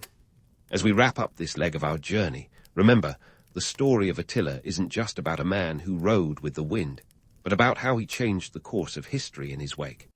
And as we prepare to tackle the final chapter, there's still plenty more to unravel in the saga of the Scourge of Rome. With Attila's departure from the world stage, the curtain fell swiftly on the Hunnic Empire, a dissolution as abrupt as a soap opera plot twist. Yet, the legacy of Attila, the so-called Scourge of Rome, lingered like the aftertaste of particularly spicy chili, both feared and revered, a testament to the magnetic pull of a narrative that blends myth with reality. His reputation as a relentless conqueror and wily diplomat shaped how future generations viewed power, leadership, and the art of empire building. Let's unravel the myth first. Attila, as the Scourge of Rome, was painted with the broad strokes of a medieval horror story. The Romans, ever the masters of spin, portrayed him as a barbarian demigod, a whirlwind of destruction whose very name was whispered with trepidation. It was a PR campaign for the ages, turning Attila into the ultimate villain in their historical drama. The appeal of this narrative. It's the age-old allure of good versus evil, the chaos of the barbarian horde against the order of the Roman civilization. Never mind that the barbarian had a firm grasp on diplomacy and a penchant for strategic alliances. In the grand tapestry of history, nuance rarely sells tickets, but let's peel back the layers of this legend. Attila was more than just a sword-wielding terror. He was a leader who understood the delicate balance between aggression and diplomacy. His ability to extract tribute from the Romans wasn't solely due to brute strength, but also his shrewd negotiation skills. His demands for gold, too, 100 pounds annually from the Eastern Roman Empire, mind you, were as much about showcasing power as they were about keeping the Hunnic war machine well-oiled.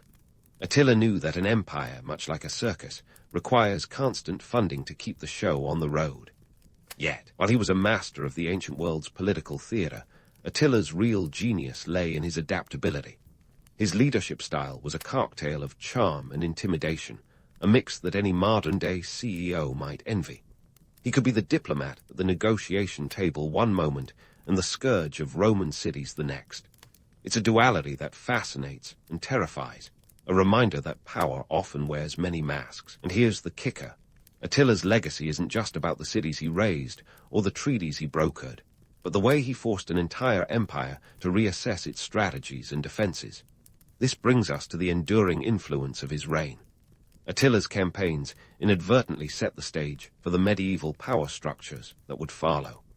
The Roman Empire, particularly its western half, was like an overworked juggler trying to keep too many balls in the air. Attila's incursions were a catalyst for change, prompting the Romans to rethink their military and diplomatic tactics. This shift contributed to the eventual decentralization of power that characterized the medieval European landscape. In a way, Attila's rampage across Europe sowed the seeds for the feudal systems that would define the continent for centuries. Modern perceptions of leadership could take a page, or a scroll, from Attila's book. His mix of ferocity and finesse is a case study in the complex interplay between fear and respect. While his methods might seem ruthless by today's standards, the core principles of his leadership remain relevant. Attila understood that influence often hinges on perception, and he wielded this understanding with the deftness of a seasoned performer. The ability to pivot between roles, to be both the sword and the pen, is a lesson in versatility that echoes in the boardrooms and battlefields of the modern world. But let's not sugarcoat it. Attila's reign was far from a fairy tale. The devastation he wrought was very real, a stark reminder of the human cost of empire building. His legacy, much like the man himself, is a complex blend of triumph and tragedy. The legends that surround him offer a romanticized version of his story, one that glosses over the harsh realities faced by those caught in the wake of his conquests. It's a narrative that's as compelling as it is incomplete, a reflection of our tendency to remember the conqueror more vividly than the ordinary lives forever altered by their ambition. In the end, the story of Attila the Hun is a saga of contradictions, of a man who was both celebrated and vilified, whose life was a dance between the mythic and the mundane. His impact on history was as much about the legends he left behind as the tangible changes he wrought.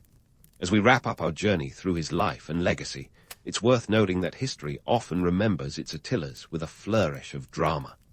While the names of those who lived in the shadow of his empire may fade into obscurity, the tales of the conqueror endure, a testament to the enduring power of a good story. So, as we conclude this exploration of Attila's life, let's raise a metaphorical glass to the man who rode with the wind and reshaped the world in his wake. His story is a reminder that history, much like life, is rarely black and white. It's a tapestry woven with threads of truth and legend, a reminder that the past is as much about the stories we tell as the events that shape them. And in the grand theatre of history, it's often the Attilas who steal the spotlight, leaving us to wonder about the countless untold stories that linger in the shadows. In the grand tapestry of history, where drama and intrigue weave their way through dusty corridors and echoing halls, and Boleyn stands out like a particularly striking splash of crimson on a canvas of beige.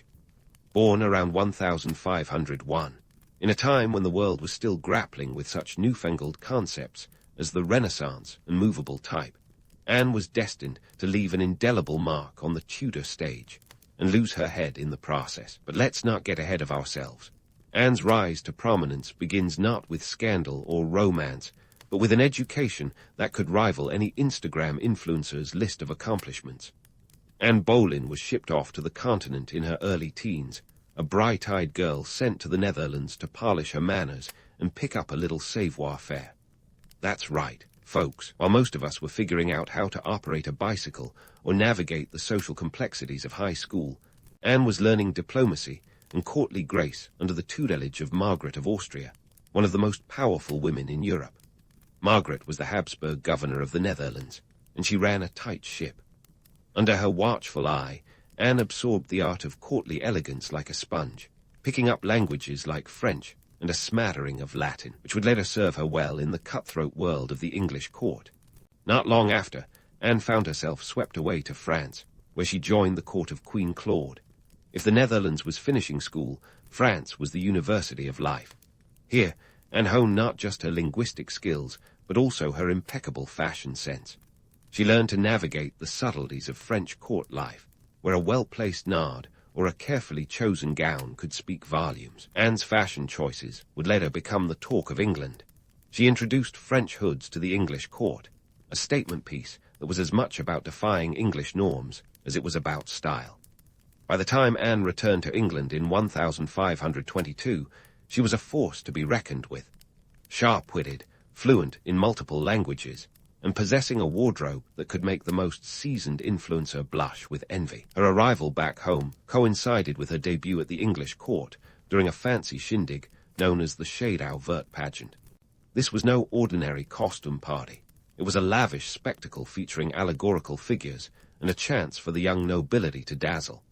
Anne played the part of Perseverance, which, given her future trials and tribulations with Henry Roman VIII, seems almost eerily prophetic. Speaking of Henry Roman VIII, let's pause for a moment to appreciate the sheer absurdity of Tudor dating protocols. Forget about swiping left or right. Courtship at the time was a high-stakes game of chess, where every move could have political repercussions.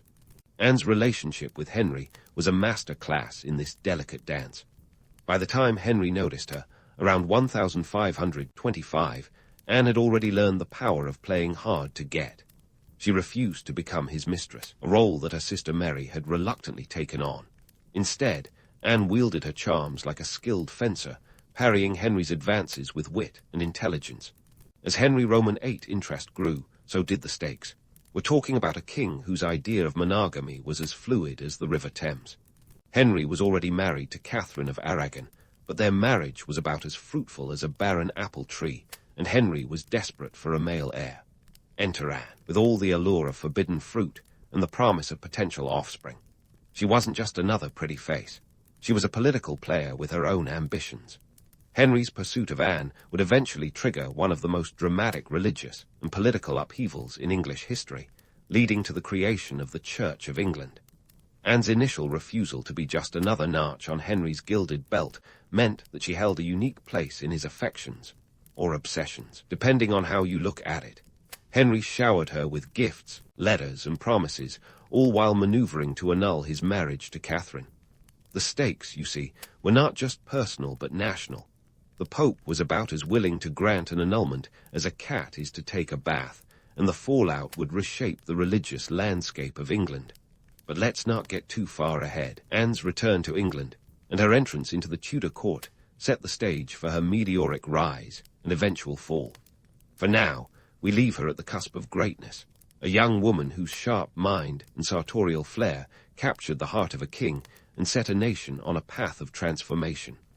As the curtains close on this chapter, we can only wait with bated breath to see how Anne's story unfolds, knowing full well that history is about to serve up one of its most riveting dramas.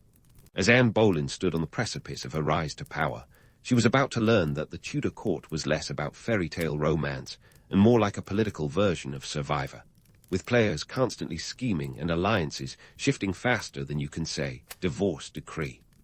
Henry Roman VIII, the merry monarch with a wandering eye, was more than smitten. He was determined. But let's not romanticize this too much. While the story of Anne and Henry often gets painted with the rosy hues of star-crossed lovers, the reality was a quagmire of political intrigue and ecclesiastical red tape. It was less Romeo and Juliet and more House of Cards, with a dash of Days of Our Lives. You see, Henry wasn't just looking for love. He was looking for an escape hatch from his marriage to Catherine of Aragon, a union that had failed to produce a male heir, a cardinal sin in the world of 16th-century monarchs. Enter Anne, a woman who wasn't going to be a side dish when she could be the main course. Her refusal to be Henry's mistress was not just a personal boundary, but a strategic gambit that turned the court on its head. It was a move that screamed, "I'm not here to be your secret, I'm here to be your queen." And so, the dance began. Henry's courtship of Anne wasn't just a simple affair of flowers and sonnets. It was a chess match with bishops, literally and figuratively. The Pope, who was then Clement Roman VII, was about as interested in granting Henry an annulment as a snail is in running a marathon. But Henry, always the bulldog, wasn't going to let a little thing like the Catholic Church stand in his way. Thus began the long, arduous process of the king's great matter, a euphemism for how do I dump my wife without ticking off Europe. Anne, no mere pawn in this regal game, played her cards with the finesse of a seasoned diplomat. She knew that her power lay in her ability to maintain Henry's interest without compromising her own position. Her education in the courts of Europe, her fluency in French, and her sharp political acumen were not just ornaments. They were tools. Anne had learned from Margaret of Austria and Queen Claude that influence was a currency, and she spent it wisely. The stakes were high, and not just for Anne and Henry. The entire English realm was on the brink of transformation. If the Pope wouldn't grant an annulment, Henry would simply nullify the Pope's authority in England. This was no small feat. It was like deciding to leave a family business and start your own competing one, with all your relatives still working for the original. Thus, the seeds of the English Reformation were sown, leading to the creation of the Church of England, a move that was as much about personal desire as it was about national sovereignty.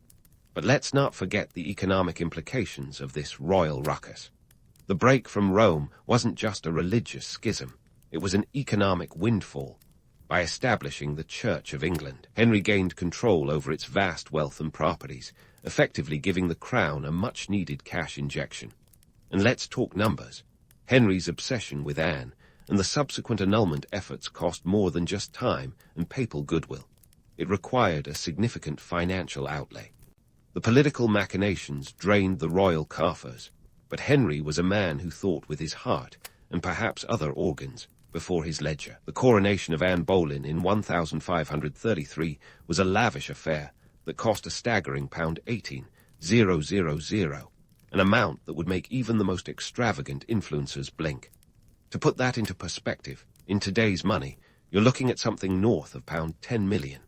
It was a financial statement as much as a royal one, a display of wealth and power meant to solidify Anne's place in the pantheon of English queens. Of course, the irony of a coronation funded by the very church she helped to dismantle wasn't lost on anyone with a sense of humour. Anne's charisma and cunning were her greatest assets, but they were also her Achilles' heel. While she was adept at navigating the treacherous waters of court politics, the very qualities that made her irresistible to Henry also made her enemies among those who preferred the status quo. Her rise was meteoric, but as any student of history knows, what goes up in a Tudor court often comes down with a thud. Anne's coronation was not just the peak of her influence, it was a herald of the storm to come. The political landscape was shifting, and Anne was at its epicenter, a queen whose reign was as precarious as it was groundbreaking. Yet, for now, she basked in the glow of her hard-won crown, a symbol of her victory in a game where few women had ever come out on top. But the court of Henry Roman VIII was a place where alliances were as fragile as the finest porcelain, and Anne was all too aware that her position was both a triumph and a target. As the jewels of her crown caught the light, Anne knew she was not just a queen, but a symbol of change. A change that would ripple through England and beyond, altering the course of history in ways she could scarcely imagine. For now, the curtain closes on this act of Anne's life, but the drama is far from over. The next act promises to be as riveting as the last, with Anne at the center of a court that was as much a stage as it was a battlefield.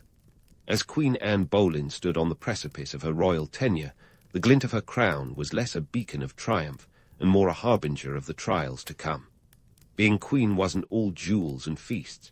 It was a high-wire act without a safety net, especially when your predecessor was none other than Catherine of Aragon, a woman with a fan base as devoted as any modern-day pop stars. Catherine, you see, wasn't just Henry's first wife. She was a Spanish princess with a pedigree that could make European royalty blush. Even in her enforced retirement, she remained a formidable figure, and her shadow loomed large over Anne's court. Anne's life as queen was like starring in a Tudor version of Keeping Up with the Kardashians, where every move was scrutinized, gossiped about, and occasionally exaggerated to scandalous proportions. The pressure was on to produce a male heir, and we're talking about pressure so intense it makes today's quarterly earnings reports look like a walk in the park.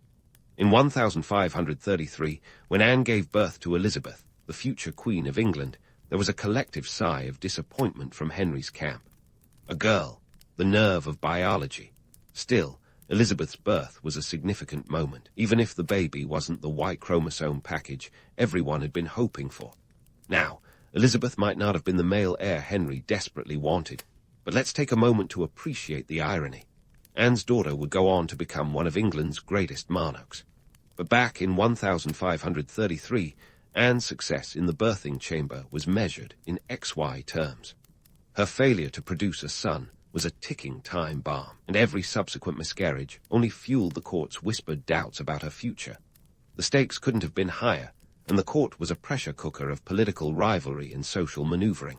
Speaking of rivalries, Anne's relationship with Catherine of Aragon was less Real Housewives, catfight, and more Game of Thrones, strategic warfare. Catherine, even in her reduced circumstances, was a symbol of legitimacy and piety, a woman wronged in the public eye. Anne, on the other hand, was the face of the Reformation's upheaval, the woman who dared to challenge the Pope's authority and the traditional order. It didn't help that Anne's bold nature and sharp wit often rubbed people the wrong way. She was, by all accounts, not the demure and obedient type, qualities that, during the 16th century, were as prized in queens as they were in lapdogs. Let's debunk a few myths while we're here. The idea that Anne was a witch, for instance, was less about her alleged dabbling in the dark arts and more about her ability to bewitch Henry. The notion that Anne had 6 fingers, a detail often cited as proof of her supernatural connections, comes from the propaganda mills of her enemies. In reality, primary sources describe her as having a small extra nail on her little finger, a minor physical quirk that was spun into a monstrous deformity by those who wanted her out of the way. If Anne was a witch, then so is anyone who's ever had a bad hair day and still managed to land a date. Now, let's talk politics and economics, two things that rarely make it into romantic retellings, but are crucial for understanding Anne's world. The Reformation, which was sparked in part by Henry's desire to marry Anne, wasn't just a theological shift, it was an economic revolution. By breaking away from Rome, Henry seized church lands and assets, leading to the redistribution of wealth and power. The dissolution of the monasteries lined the royal coffers with gold, but it also left a social void, as these institutions had provided education, healthcare, and social services. Anne, astute as ever, understood the power dynamics at play. She wielded her influence to promote reformist ideas, aligning herself with figures like Thomas Cromwell, who was as much a political architect as he was a religious reformer. But her assertiveness was a double-edged sword. While it brought her allies, it also made her a target. Her enemies circled like sharks, ready to pounce at the first sign of weakness. The court, much like a modern office with its water-cooler gossip and backroom deals, was a place where alliances shifted faster than the English weather. Anne's charm offensive was relentless, but not foolproof. Her sharp tongue, combined with Henry's waning patience, meant that her position was increasingly precarious. As her inability to produce a male heir became more apparent, the whispers grew louder, and the pressure mounted. Yet, through all this, Anne remained a formidable figure. Her intelligence, her grasp of politics, and her sheer will to survive in a world that was often hostile to women in power are testaments to her character. While the romanticized image of Anne as a tragic heroine persists, the reality is far more complex. She was a pioneer in many ways, navigating a male-dominated world with a savvy that few could match. As 1536 approached, the clouds were gathering on Anne's horizon. Her enemies were plotting, and her position was becoming increasingly untenable.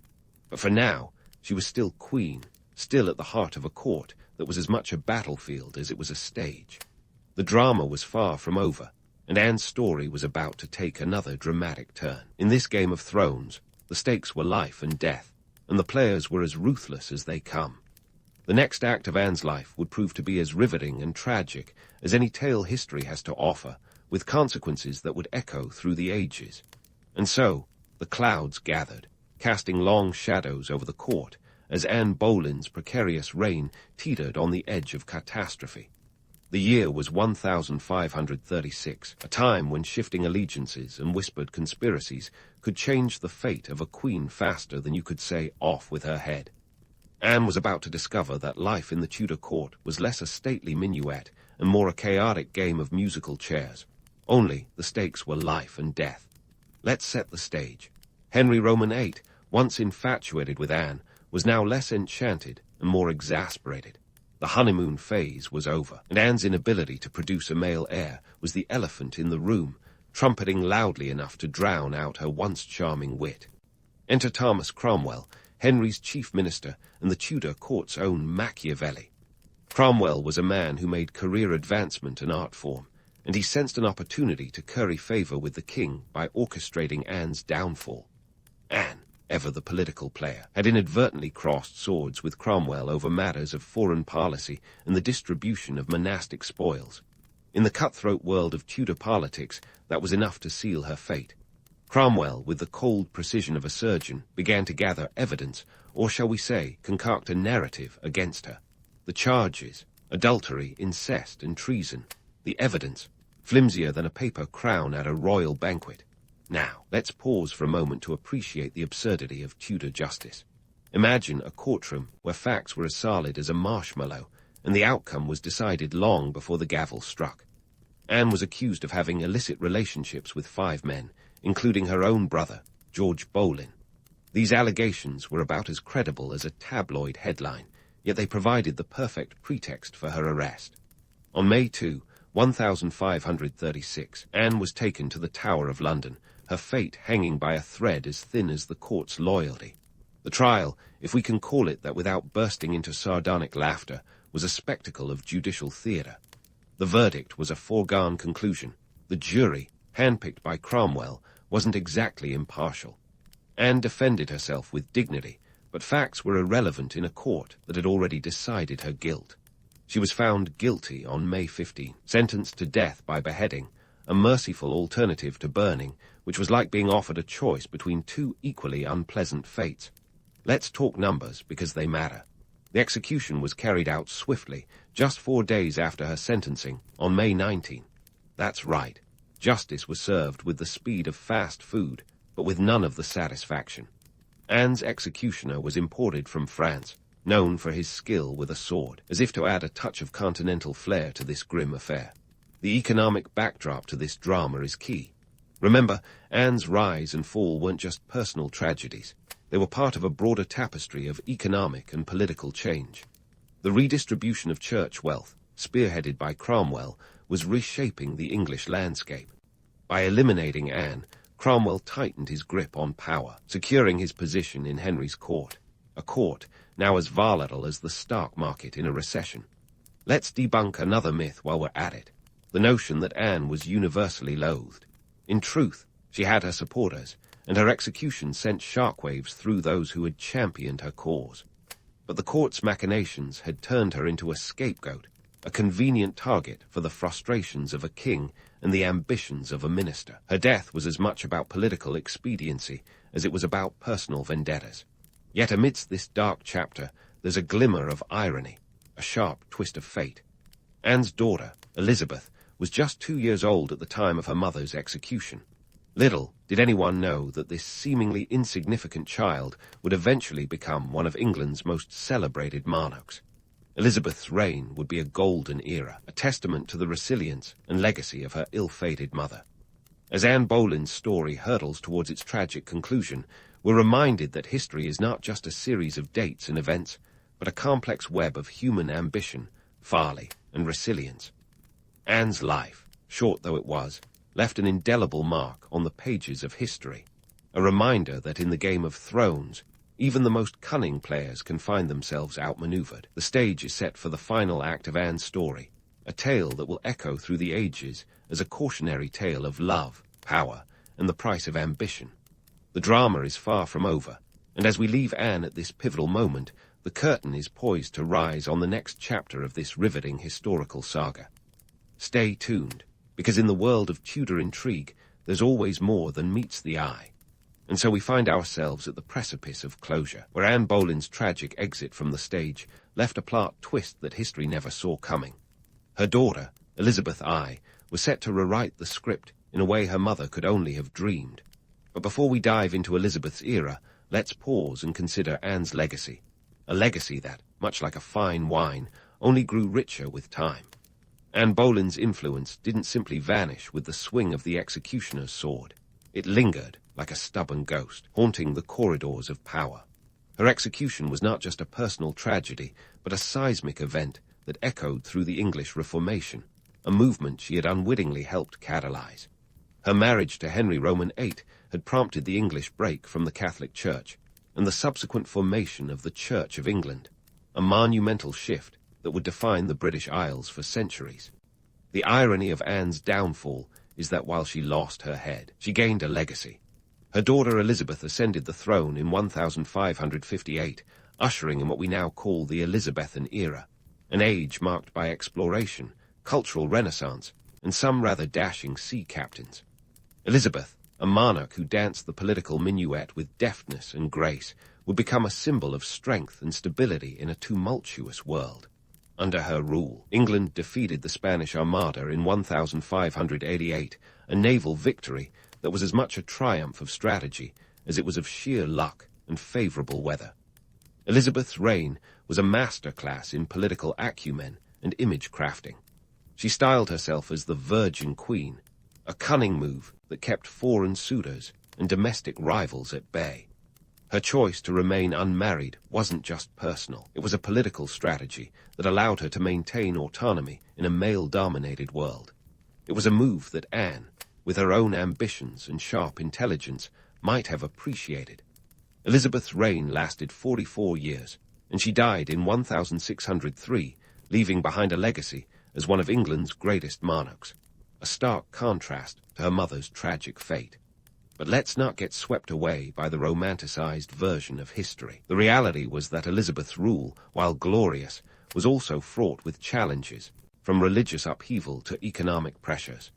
She inherited a nation divided by faith, a treasury stretched thin by wars, and a court that was every bit as treacherous as in her mother's time. Elizabeth's ability to navigate these challenges wasn't just due to her innate intelligence. It was a testament to the lessons she absorbed during her precarious childhood and the political savvy she inherited from both her parents. Anne Boleyn's story, full of ambition, intrigue, and tragedy, has been romanticized and mythologized over the centuries. She's been painted as both a scheming seductress and a wronged woman, a victim of a patriarchal society and a player in her own right. The truth, as always, is more nuanced. Anne was a complex figure, a woman who wielded what power she could in a world that offered few opportunities for her gender. Let's take a moment to debunk a few myths that have swirled around Anne like so much courtly gossip.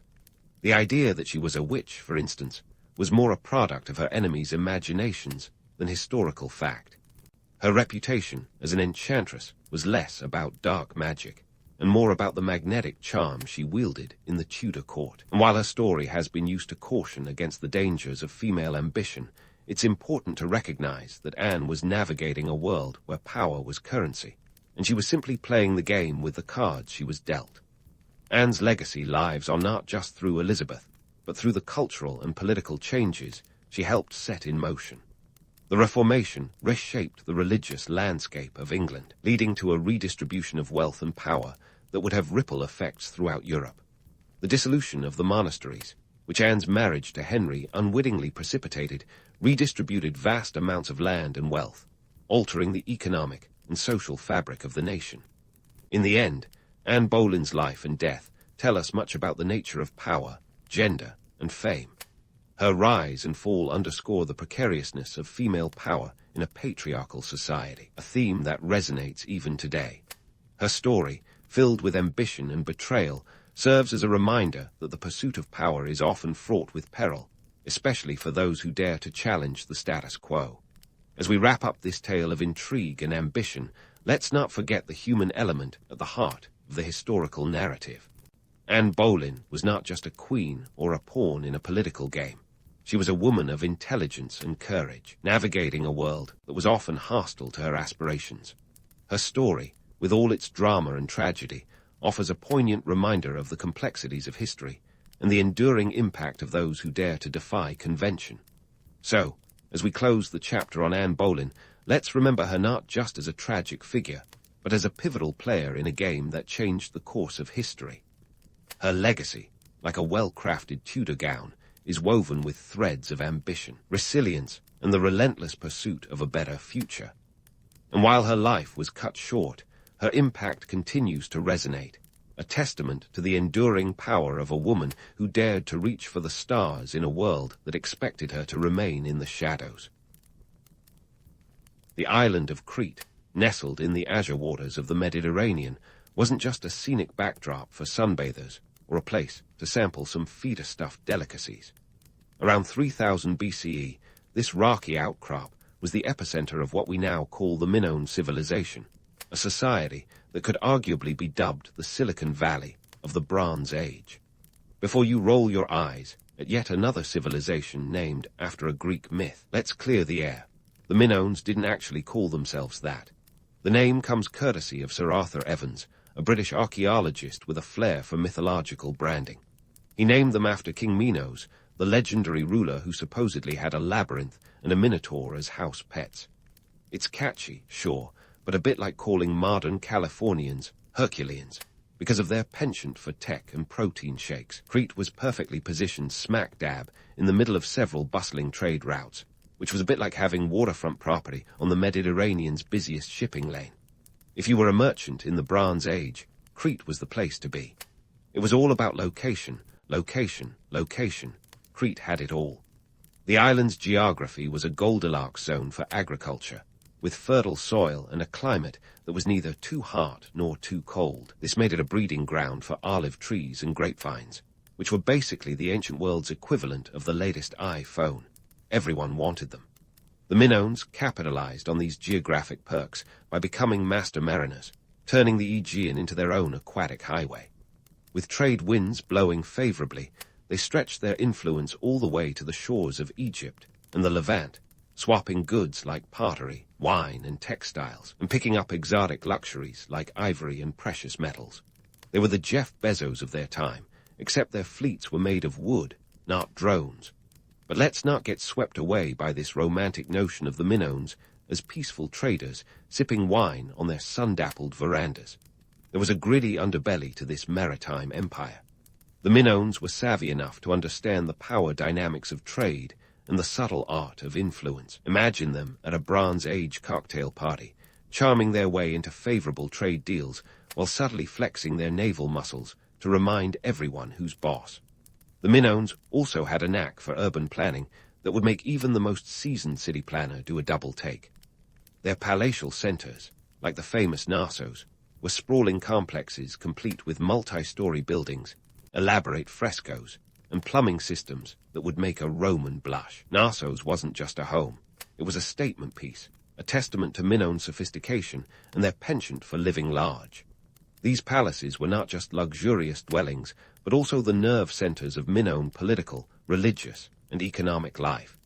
In these palatial complexes, Minoan scribes developed a writing system known as Linear A, which remains undeciphered to this day. That's right, even with all our high-tech wizardry, we still can't crack this ancient script.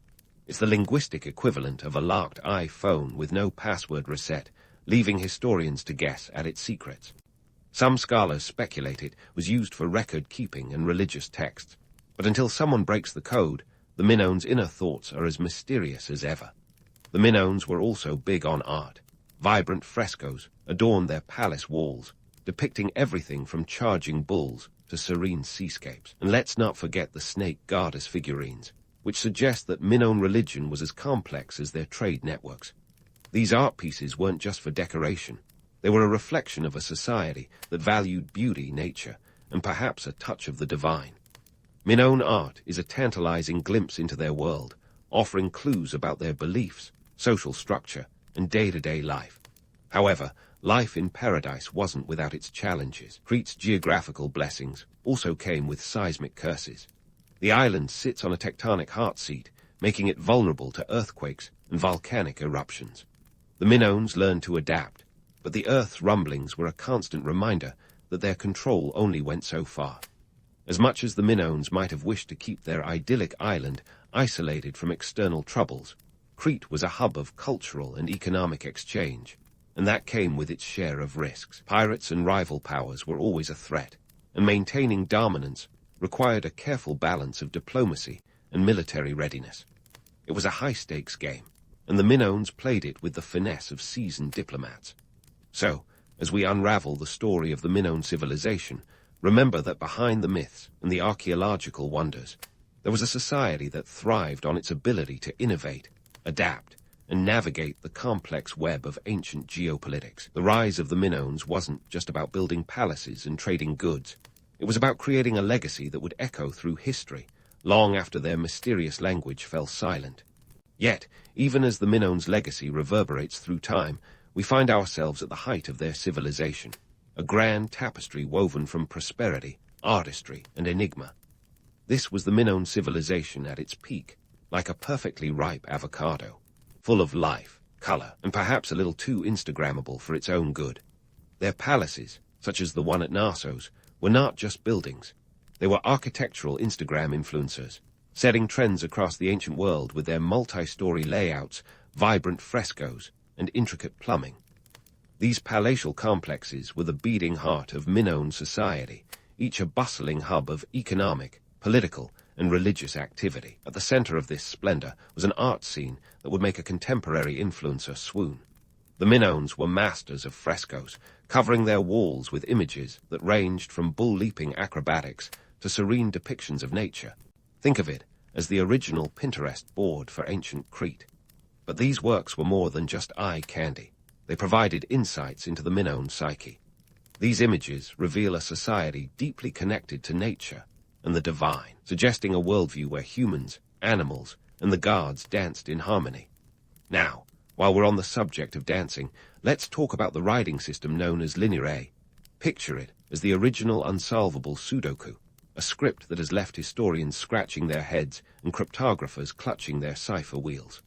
Linear, remains one of history's great enigmas, like the Minoans keep outside to the modern world. Despite decades of scholarly attempts, this script remains undeciphered, leaving us to speculate wildly about its contents. Was it a record-keeping system for their bustling trade networks? A collection of grocery lists for palace banquets? Or perhaps the script chronicled Minoan thoughts on art, religion, and the everyday hustle of palace life? The truth is, we may never know. But what we do know is that the Minoans had a sophisticated bureaucracy, one that likely used linear to manage their extensive trade networks and the labyrinthine operations within their grand palaces.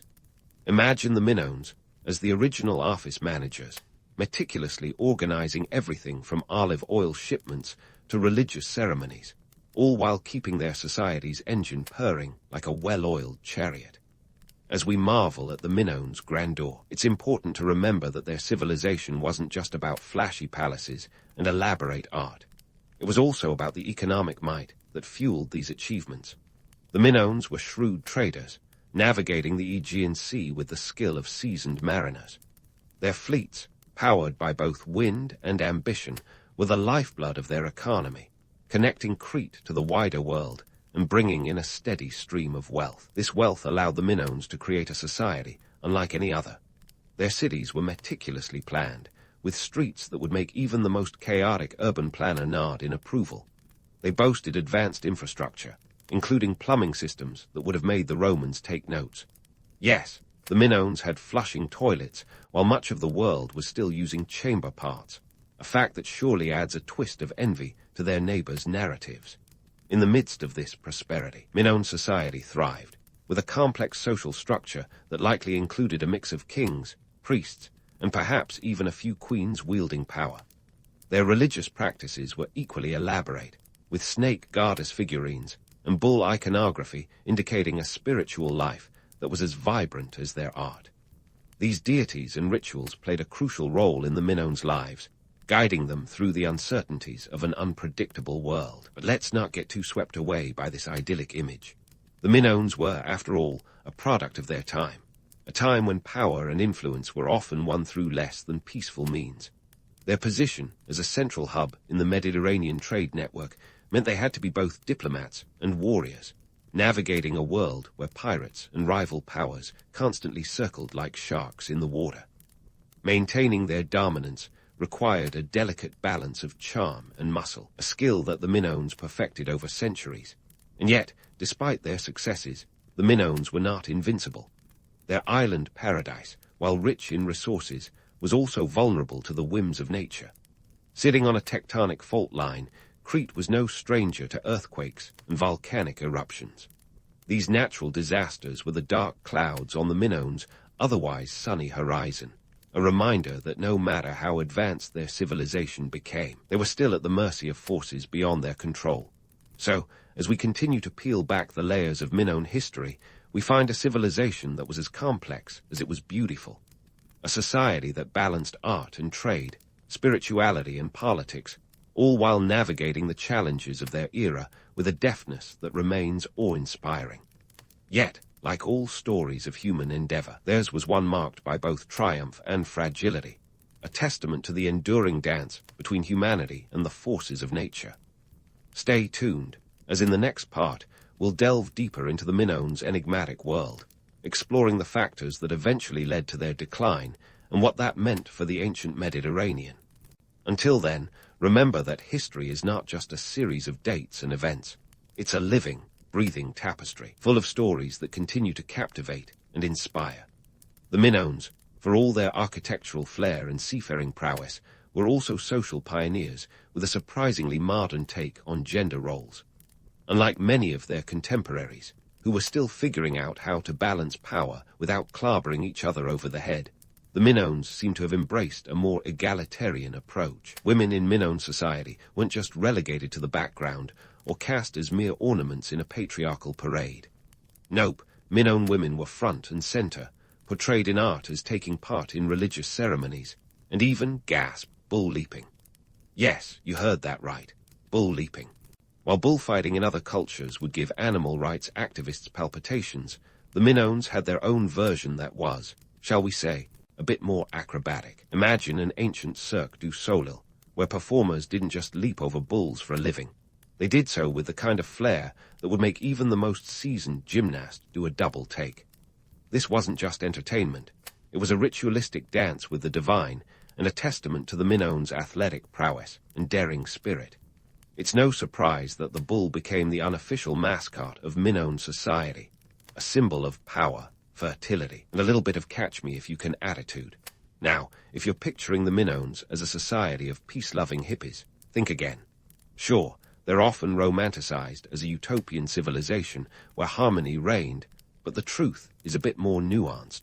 The Minoans managed what many today would consider an impossible feat. They maintained a relatively peaceful society in a world where conflict was as common as olive oil. How did they pull it off? Through a delicate dance of diplomacy and trade, along with a healthy dose of strategic alliances, and perhaps more than a few intimidating displays of naval power. However, peace didn't mean they were pushovers.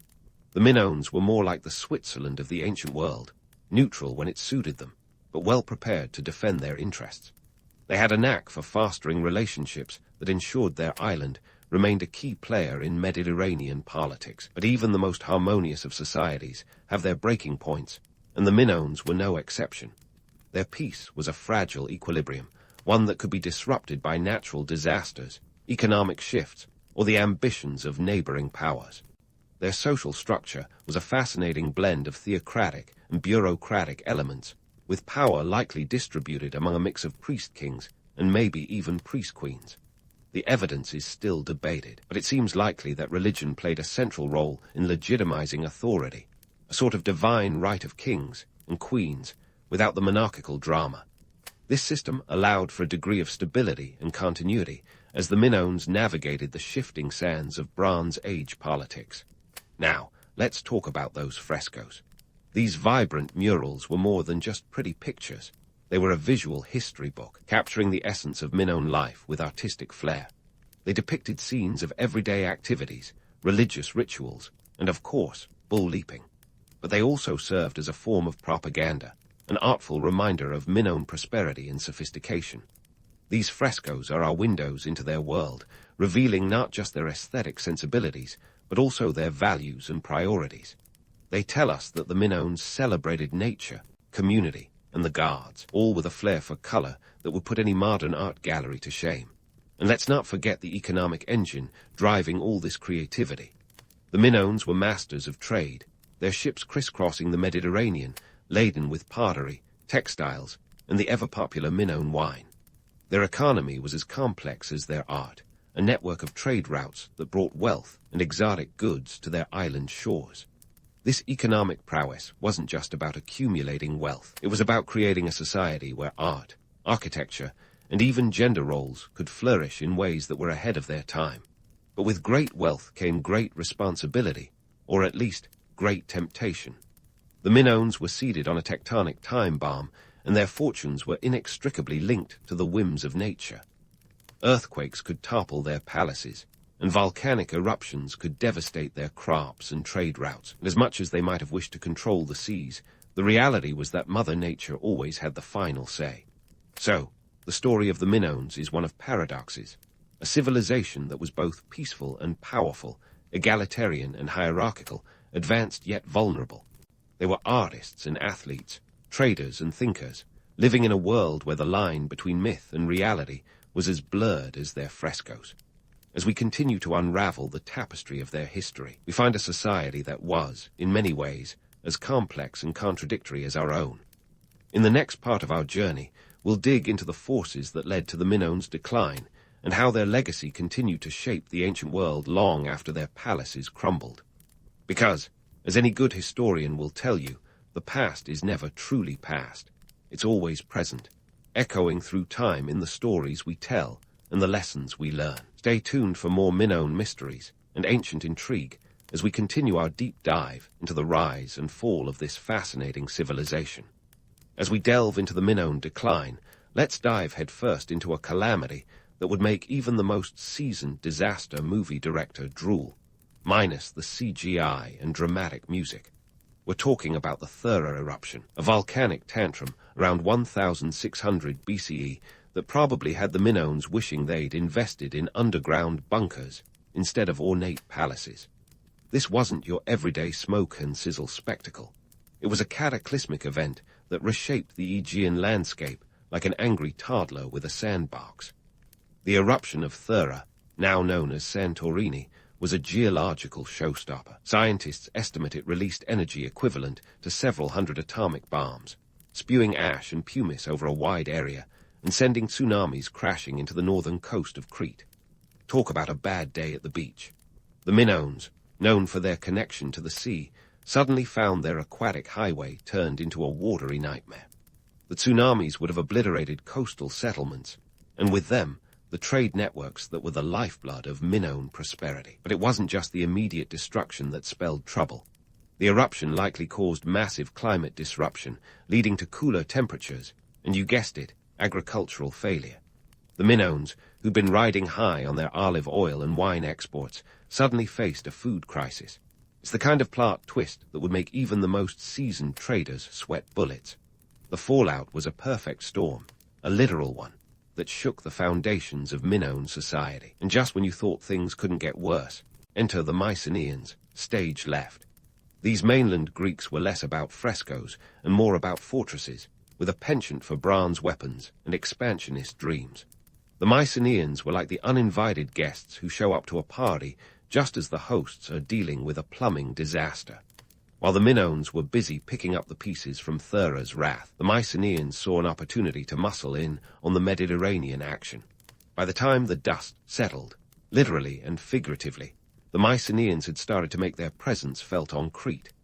Archaeological evidence suggests that by the 14th century BCE, they were in control of key Minoan sites. The Minoans, once the undisputed maritime bosses, found themselves under new management. It's like a hostile corporate takeover, but with more swords and less paperwork. Economically, the Mycenaean incursion meant the Minoans lost their edge. Trade routes that had once been their exclusive domain were now shared, if not outright controlled, by these mainland newcomers. The Mycenaeans were savvy enough to adopt Minoan technologies and styles, blending them with their militaristic culture to create something new. It's cultural appropriation, ancient style, where the victors not only claim the spoils but also the artistic flair. So, how did it all unravel? The decline of the Minoans wasn't a single dramatic collapse but a slow unraveling, a tapestry of catastrophe. We have natural disasters, economic upheaval, and opportunistic neighbors, all contributing threads. The Minoans, once the Silicon Valley of the Bronze Age, became a cautionary tale of how even the mightiest can fall when nature and geopolitics decide to tango. Yet, as we sift through the ruins, the legacy of the Minoans lingers. Their influence on the Mycenaeans can't be overstated. While the Minoan language, Linear A, remains a mystery, the Mycenaeans adopted Linear B, a script that offers us glimpses into their world. This script, deciphered in the 20th century, reveals the administrative and economic workings of Mycenaean society, showing how deeply they were influenced by their Cretan predecessors. But let's not overlook the cultural impact. The Mycenaeans took Minoan art and architecture and ran with it, adding their own militaristic twist. The famed Lion Gate of Mycenae, with its imposing relief of two lions, echoes Minoan artistic elements, yet it's unmistakably a symbol of Mycenaean power. It's like watching a remake of a classic film, familiar yet distinctly different, with a new message for a new audience. In this dance of civilizations, the Minoans were the graceful partners who set the stage, only to be overshadowed by the Mycenaeans' martial choreography. But their story, far from being a mere footnote in history, serves as a reminder of the delicate balance between nature, human ambition, and the unforeseen twists of fate. The Minoans might have vanished as a dominant force, but their influence rippled through time, shaping the very foundations of Greek culture, and by extension, Western civilization. As we wrap up this chapter, keep your archaeological trowels at the ready, because there's more to uncover about the Minoans' enduring legacy and the lessons their rise and fall offer us today. Stay tuned for the final act, where we'll explore how their story continues to echo in the halls of history, long after their palatial complexes crumbled into dust. Fasten your seatbelts, folks, because we're diving headfirst into the swirling mists of mythology and archaeology with the Minoans' grand finale. You see, the Minoans didn't just leave behind ruins of palaces and enigmatic scripts. They left a legacy that seeped into the very fabric of Greek mythology, sprinkling a bit of Minoan magic into tales that have stood the test of time. Take the legend of King Minos and his infamous Minotaur, half man, half bull, and all drama. The labyrinthine palaces of Knossos, with their intricate layouts, likely inspired the myth of a maze so complex that even Theseus needed a ball of string to navigate it. If only ancient architects had GPS right. The Minoans also get a nod in the ever-controversial tale of Atlantis, thanks to our friend Plato, who spun a yarn about a lost civilization swallowed by the sea. While historians are quick to point out that Plato's Atlantis was likely a moral parable rather than a historical account, the Minoans fit the description of a sophisticated society, brought low by a watery catastrophe. The thorough eruption could easily stand in for the cataclysm that sank Atlantis, with its real-world consequences echoing through history like the aftermath of a bad decision at a toga party. But let's not get swept away by the romance of myth without acknowledging the cold, hard facts. The Minoans were not some mythical utopia. They were a complex society balancing art, trade, and the occasional naval flex. Their frescoes, with their vibrant depictions of nature and ritual, were not just decorative, but served as cultural billboards, advertising a civilization that was both sophisticated and deeply spiritual. And while their art and architecture have left an indelible mark on history, it's their influence on the Mycenaeans that truly cemented their legacy. The Mycenaeans, who later gave rise to what we recognize as classical Greece, borrowed heavily from Minoan culture, from their pottery styles to their religious practices. Now, let's pivot to modern archaeology, where the story of the Minoans gets an intriguing twist. Enter Sir Arthur Evans, the British archaeologist who, in the early 20th century, unearthed the ruins of Knossos and gave the Minoans their name. Evans was the Indiana Jones of his time, with a penchant for mythological branding and a knack for dramatic interpretation. His discoveries were groundbreaking, literally and figuratively, but his interpretations weren't without controversy. Critics argue that Evans's romanticism sometimes colored his reconstructions, turning archaeological digs into something resembling a theme park of myths. Yet, despite these criticisms, his work brought the Minoans back into the public eye, sparking interest and debate that continues to this day. The Minoan story is a tantalizing blend of fact and fiction, making it catnip for both historians and conspiracy theorists alike. It's a tale where history reads like an ancient gossip column, with its mix of intrigue, art, and land-grabbing neighbors. The Minoans, with their penchant for elaborate palaces and complex social structures, played a pivotal role in shaping the Mediterranean's cultural landscape. But perhaps it's the unsolved mysteries, the undeciphered linear script, the precise cause of their decline, that keep us coming back for more. Like a good mystery novel, the Minoan story leaves just enough unanswered questions to keep us hooked. So why do the Minoans still fascinate us today? Maybe it's the allure of a civilization that seemed to have it all, only to be brought low by forces beyond their control.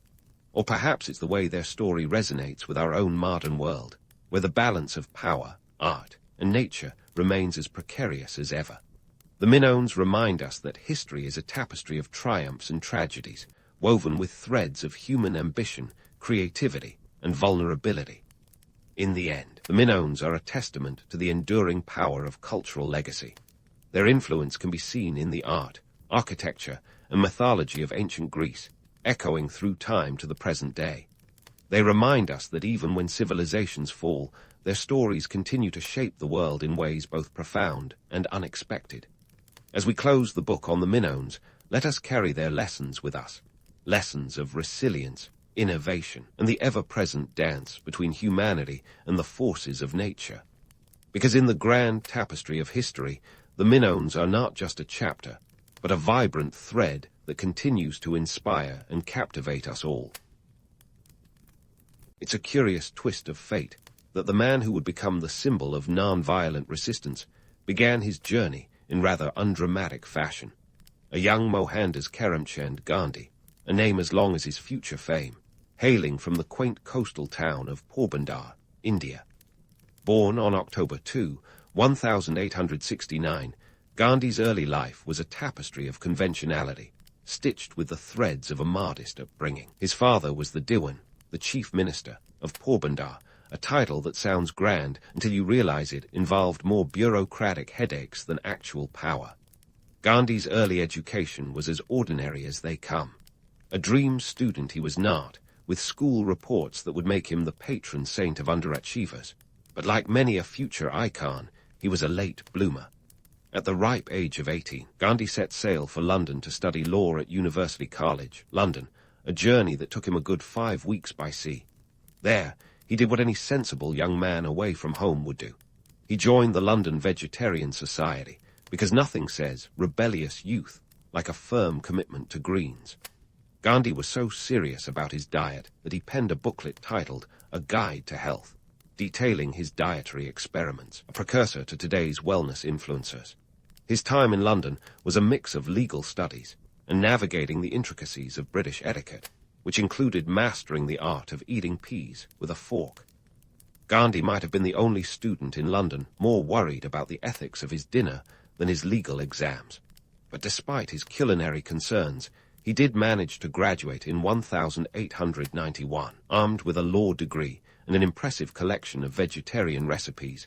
Gandhi returned to India, only to discover that his legal career was as uninspiring as his school days. His first court case was a disaster.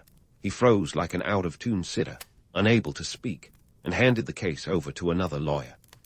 After this less-than-stellar start, Gandhi headed to South Africa in 1893 to work for Dada Abdullah & Co., an Indian firm involved in a legal dispute. This move, intended as a temporary fix, ended up being a transformative decade-long journey. Now, Gandhi's South African chapter is often romanticized as the birthplace of his activism, but it started with a more mundane reality, a legal clerk's job, and a bit of racial intolerance on the side. The infamous train incident at Pietermaritzburg is a classic example. Gandhi, holding a first-class ticket, was thrown off the train simply for being the wrong shade of passenger, a humbling and infuriating experience that lit the first spark of his future revolution. The train incident wasn't just a rude awakening, it was a catalyst. Gandhi began to question the systemic discrimination that was as much a part of the empire as its afternoon tea. He soon found himself embroiled in the struggle for Indian rights in South Africa. This wasn't the Gandhi draped in white homespun yet, but the seeds were planted.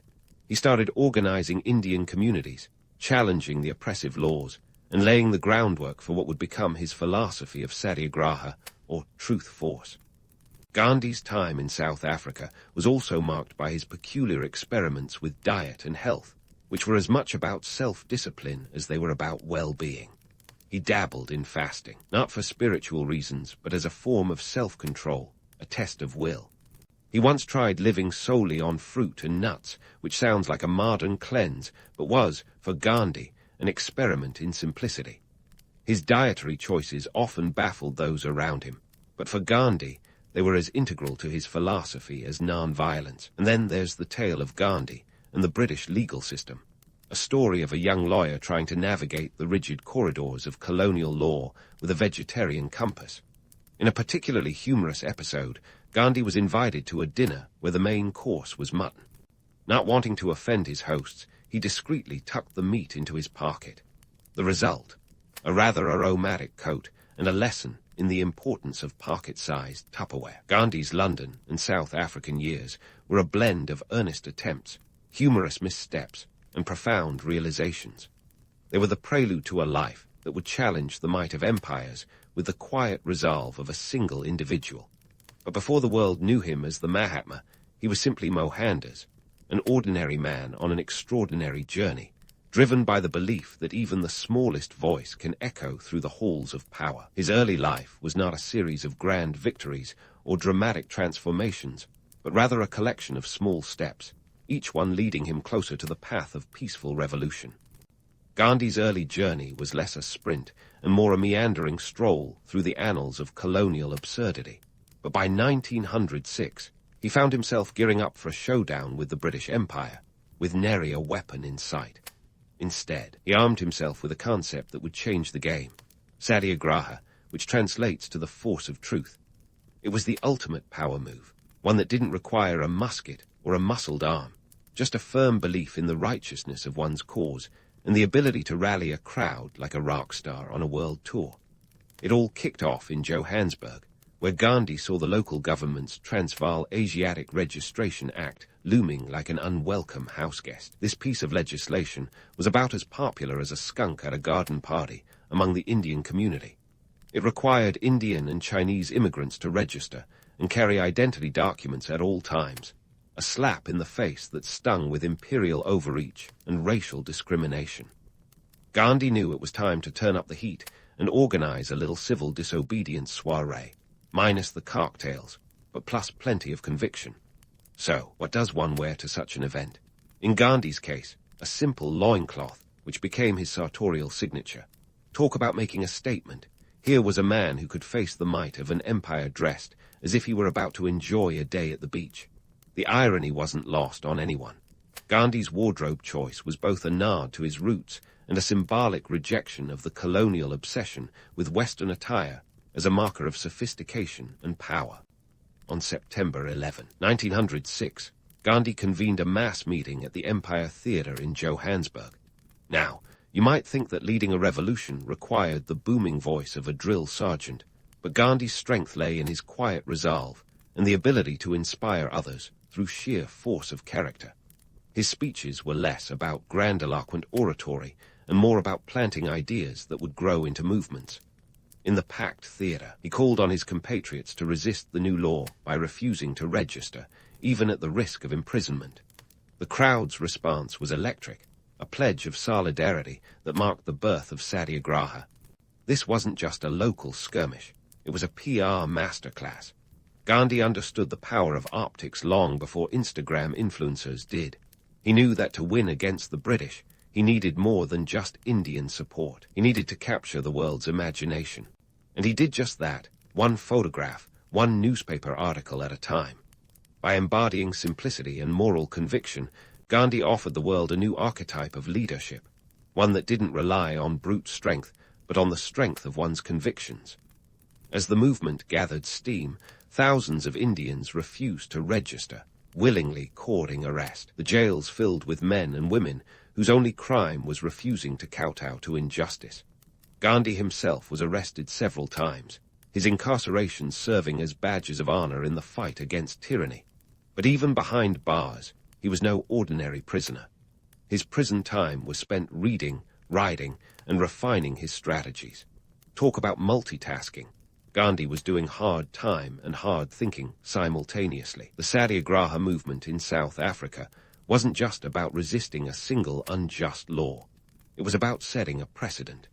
The Indians' determination not to submit to oppressive legislation caught the attention of the British back home, who were perhaps starting to realize that governing an empire wasn't as glamorous as it sounded when your subjects refused to play along. The movement dragged on for 7 years, a testament to Gandhi's belief in the long game. Because if there's one thing he understood, it was that change doesn't happen overnight, especially not when you're up against an empire that spans continents. By 1913, the Satyagraha campaign had forced the South African government to negotiate. The result was a compromise that repealed the most draconian aspects of the law.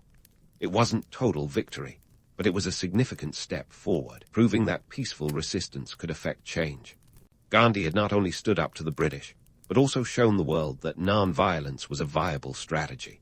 He turned the tables on the empire with nothing more than sheer willpower and a knack for keeping the world's attention focused on his cause. Gandhi's South African sojourn came to an end in 1914 when he returned to India, but he left behind a legacy that would echo through history. The Satyagraha in South Africa became a blueprint for future campaigns, a testament to the power of peaceful protest in the face of overwhelming odds. Gandhi had honed his philosophy in the fires of South African politics, and he was ready to bring his newfound tactics to the broader stage of Indian independence.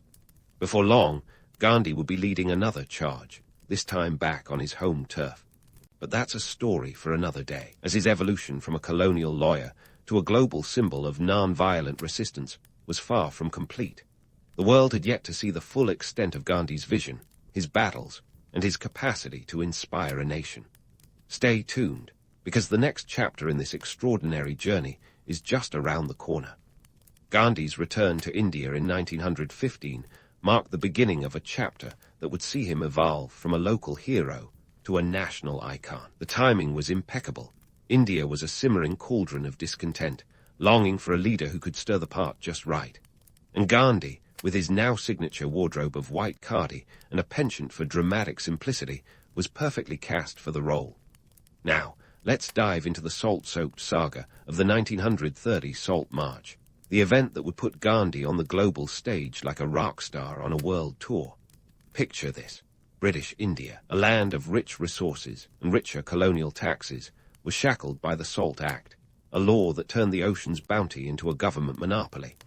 Yes, the British actually taxed salt, a basic necessity of life, and made its production illegal for Indians. It was as if someone decided to charge you a fee for breathing air. Gandhi, never one to miss an opportunity to turn the mundane into the monumental, saw this as the perfect issue to rally the masses, who knew salt could be so exciting. On March 12, 1930, Gandhi set out from Sabarmati Ashram with 78 of his closest associates in tow. Their mission? To march 240 miles to the coastal village of Dandi and make salt, a rebellious act as risky as jaywalking in a police state. The Salt March wasn't just a protest, it was a meticulously choreographed spectacle. Gandhi, who had mastered the art of optics long before social media influencers made it a career, knew the march needed to capture the world's imagination. He picked a route that wound through small villages, attracting crowds like a Pied Piper of passive resistance. By the time they reached Dandi on April 6, the marchers had swelled to thousands. It was a masterclass in grassroots mobilization, with Gandhi at the helm, turning a simple saline solution into a potent symbol of defiance. But let's not sugarcoat it, or in this case, salt it, too much. Gandhi's approach, while brilliant in its simplicity, was sometimes criticized for being just that, too simple. The Salt March was a bold stroke, but it didn't address the broader economic and political complexities facing India. Critics argued that Gandhi's focus on symbolic acts sometimes overshadowed the need for substantive policy changes. After all, breaking the salt laws didn't exactly dismantle the Raj. Still, the march's impact was undeniable. As Gandhi bent down to pick up a lump of salty mud, he didn't just make history, he made headlines. The world watched as this diminutive man in a loincloth challenged the might of an empire, inspiring similar acts of civil disobedience across the country. Suddenly, salt was not just a seasoning, it was a seasoning of the spirit, spicing up the fight for independence. The British, predictably, were not amused. They responded with the heavy hand of colonial authority, arresting over 60,000 Indians, including Gandhi himself. But imprisoning Gandhi was like trying to quench a wildfire with a bucket of water. His arrest only fanned the flames of resistance, and soon the jails were bursting with political prisoners, all thanks to a law about a condiment. In the end, the Salt March did more than just challenge attacks. It crystallized the idea that ordinary acts could have extraordinary consequences. It showed that a nation could rise not with arms, but with the quiet clatter of marching feet. Gandhi had taken a seemingly trivial issue and turned it into a symbol of national unity, a testament to his ability to transform the ordinary into the extraordinary. Yet, for all its triumphs, the Salt March highlighted some of Gandhi's limitations. While he excelled at capturing the imagination, his solutions often seemed disconnected from the complex realities of governance. His vision of a self-reliant India, while noble, sometimes glossed over the gritty details of economic policy and political strategy. But maybe that was the magic of Gandhi, his ability to inspire hope, even if his roadmap to independence was more of a sketch than a blueprint. As the salt dust settled, the implications of the march rippled far beyond India's shores. It became a template for non-violent resistance, influencing movements from the civil rights struggle in the United States to the anti-apartheid efforts in South Africa. Gandhi had not only shaken the British Empire, but also left an indelible mark on the world stage, proving that sometimes the most powerful weapon is a simple act of defiance. So there you have it, a tale of salt and strategy, of simplicity and spectacle. Gandhi's Salt March was more than just a trek. It was a declaration that even the smallest grain of resistance could tip the scales of history. But the story doesn't end here. Gandhi's journey, much like his march, was far from over. The march had set the stage, but the drama of India's fight for independence was just beginning to unfold. Stay tuned, because the next chapter promises even more twists and turns as Gandhi's vision for India continues to evolve. As the salt dust settled from Gandhi's iconic march, India was far from a united front. Enter the dynamic duo, Jawaharlal Nehru and Muhammad Ali Jinnah, each a heavyweight in their own right, and both destined to have a complicated tango with the Mahatma. Nehru was the charismatic, Western-educated torchbearer of the Indian National Congress, and Jinnah, the sharp-suited lawyer with a penchant for cigarettes, helmed the Muslim League. Together, they formed a trio that could have been straight out of a political thriller, full of alliances, betrayals, and some good old-fashioned ideological butting of heads. Gandhi's relationship with Nehru was like a roller coaster, full of ups, downs, and occasional loop-to-loops. They respected each other immensely, but Gandhi's simplicity often clashed with Nehru's modernist vision. Imagine Gandhi's shock when Nehru unveiled plans for an industrialized India, while Gandhi himself was busy extolling the virtues of the spinning wheel. Nehru once quipped, "Gandhi was a saint trying to be a politician, and I was a politician trying to be a saint." Yet, their mutual respect ensured their differences never derailed their shared goal of Indian independence. Then there was Jinnah, a man whose relationship with Gandhi was as frosty as a British winter. The two were like oil and water. Gandhi's inclusive vision of a united India clashed with Jinnah's insistence on a separate Muslim state, which eventually led to the partition of India in 1947. Some might say Gandhi's stubbornness was a key factor here, but his resolve was rooted in a genuine belief in religious harmony, a noble idea, albeit one that sometimes seemed more like wishful thinking in the face of growing religious tensions. Speaking of stubbornness, Gandhi wielded it like a weapon. Case in point, the 1942 Quit India movement, which was Gandhi's piece de résistance in the art of peaceful protest. Launched on August 8, 1942, from the historic Gwalior tank Maiden in Bombay, it was Gandhi's all-or-nothing call for the British to pack their bags and leave. The movement's slogan was simple, "Do or die." Not exactly subtle, but it certainly got the point across. The British response was swift and brutal. Within hours, the entire Congress leadership, including Gandhi, Nehru, and Patel, found themselves behind bars. It was a classic case of cutting off the head to kill the snake, but if the British thought this would quell the movement, they were sorely mistaken. The arrest of their leaders only ignited the simmering frustrations of the Indian populace. Nationwide protests erupted like wildfire, with strikes, sabotage, and demonstrations becoming the order of the day. Gandhi's imprisonment during the Quit India movement was a strategic blunder for the British. While they saw this as a way to snuff out the flames, it instead fanned them. With their leader locked away, Indians felt galvanized to take matters into their own hands.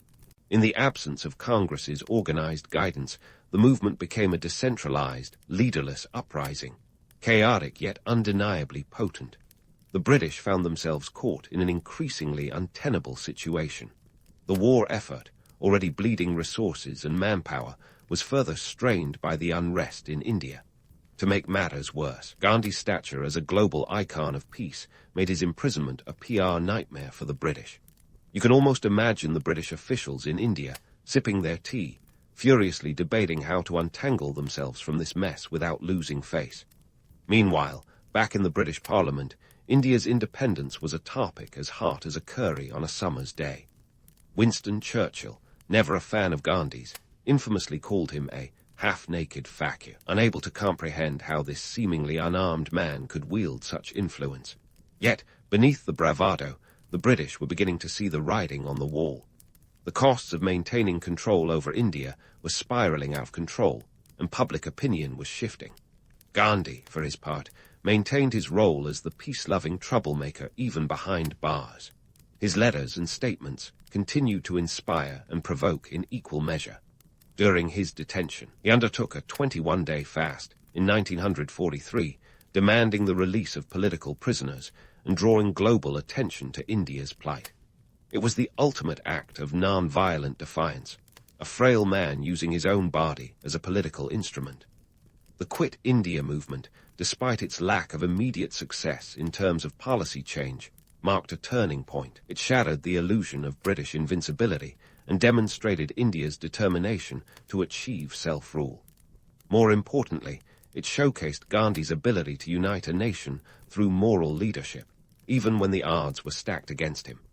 Yet, Gandhi's methods and philosophy weren't without critics.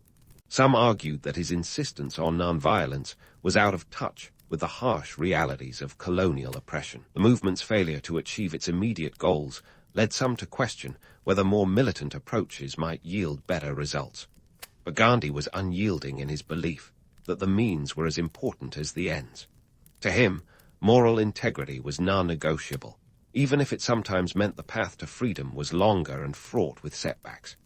In the end, Gandhi's legacy in the Quit India movement was one of inspiration rather than immediate success. His ability to mobilize millions without lifting a weapon was both his greatest strength and, to some, his Achilles heel. But love him or loathe him, there's no denying that Gandhi's stubbornness was the stuff of legends. His vision of an independent India was unwavering, even if his methods were sometimes seen as naive or overly idealistic. As the 1940s wore on, the tide was turning.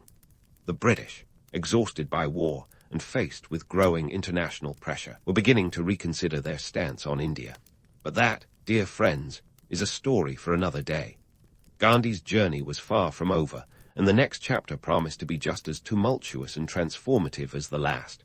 Stay tuned, because the spectacle of India's struggle for independence was reaching its dramatic climax. As the 1940s drew to a close, the British Empire, once sprawling and seemingly unassailable, began to buckle under the weight of its own colonial ambitions. India, the jewel in the imperial crown, was slipping through its fingers like sand through a sieve. The British, exhausted by World War II and the relentless demands of maintaining control over a restive colony, were finally ready to entertain the idea of Indian independence. Even Winston Churchill, whose disdain for Gandhi was as legendary as his fondness for cigars, couldn't ignore the shifting tides of history. And so, on August 15, 1947, India finally threw off the yoke of colonial rule. But the birth of a nation was marred by the agony of partition, a hastily drawn line on a map that tore apart families, communities, and centuries of shared history. Gandhi, who had dedicated his life to the vision of a united India, was left to witness the tragic disintegration of his dream. The irony was as thick as the dust that rose from the refugee convoys trudging across newly drawn borders. Here was a man who had preached peace and unity, yet saw his life's work culminate in one of the bloodiest chapters of modern history, with estimates of the death toll ranging from 200,000 to 2 million. Gandhi's final days were a somber affair. He moved from one riot-torn region to another, trying to douse the flames of sectarian violence with the same gentle resolve he had applied to the British. It was a tall order, like trying to calm a storm with a whisper. On January 30, 1948, while on his way to a prayer meeting in New Delhi, Gandhi was assassinated by Nathuram Guards, a man who saw Gandhi's vision of Hindu-Muslim unity as a betrayal. The Mahatma, whose life was a testament to non-violence, met a violent end, an irony as poignant as it was tragic. Gandhi's legacy, however, refused to be buried with him. His principles of non-violence and civil disobedience proved to be global exports, influencing figures like Martin Luther King Jr., who famously said, "Christ gave us the goals and Mahatma Gandhi the tactics." The civil rights movement in the United States drew heavily on Gandhi's playbook, using peaceful protest to dismantle systemic racism. Across the Atlantic, Nelson Mandela and his anti-apartheid crusaders in South Africa found inspiration in Gandhi's steadfast commitment to justice without violence. But let's not sugarcoat his legacy into a perfectly round halo. Gandhi's methods and ideas weren't always universally adored. Critics have argued that his advocacy for non-violence was sometimes impractical, even naive, in the face of brutal regimes. Moreover, his views on issues like race and gender, when scrutinized, often reveal a man very much a product of his time. His early writings in South Africa, for instance, have been criticized for their patronizing tone toward black Africans. Yet, despite the criticisms, Gandhi's influence endures, a testament to the power of ideas that resonate long after they are spoken. His life was a masterclass in how one person's moral compass can become a North Star for movements worldwide. Environmental activists, for instance, have embraced his principle of simple living, advocating for sustainable practices in a world increasingly defined by consumerism.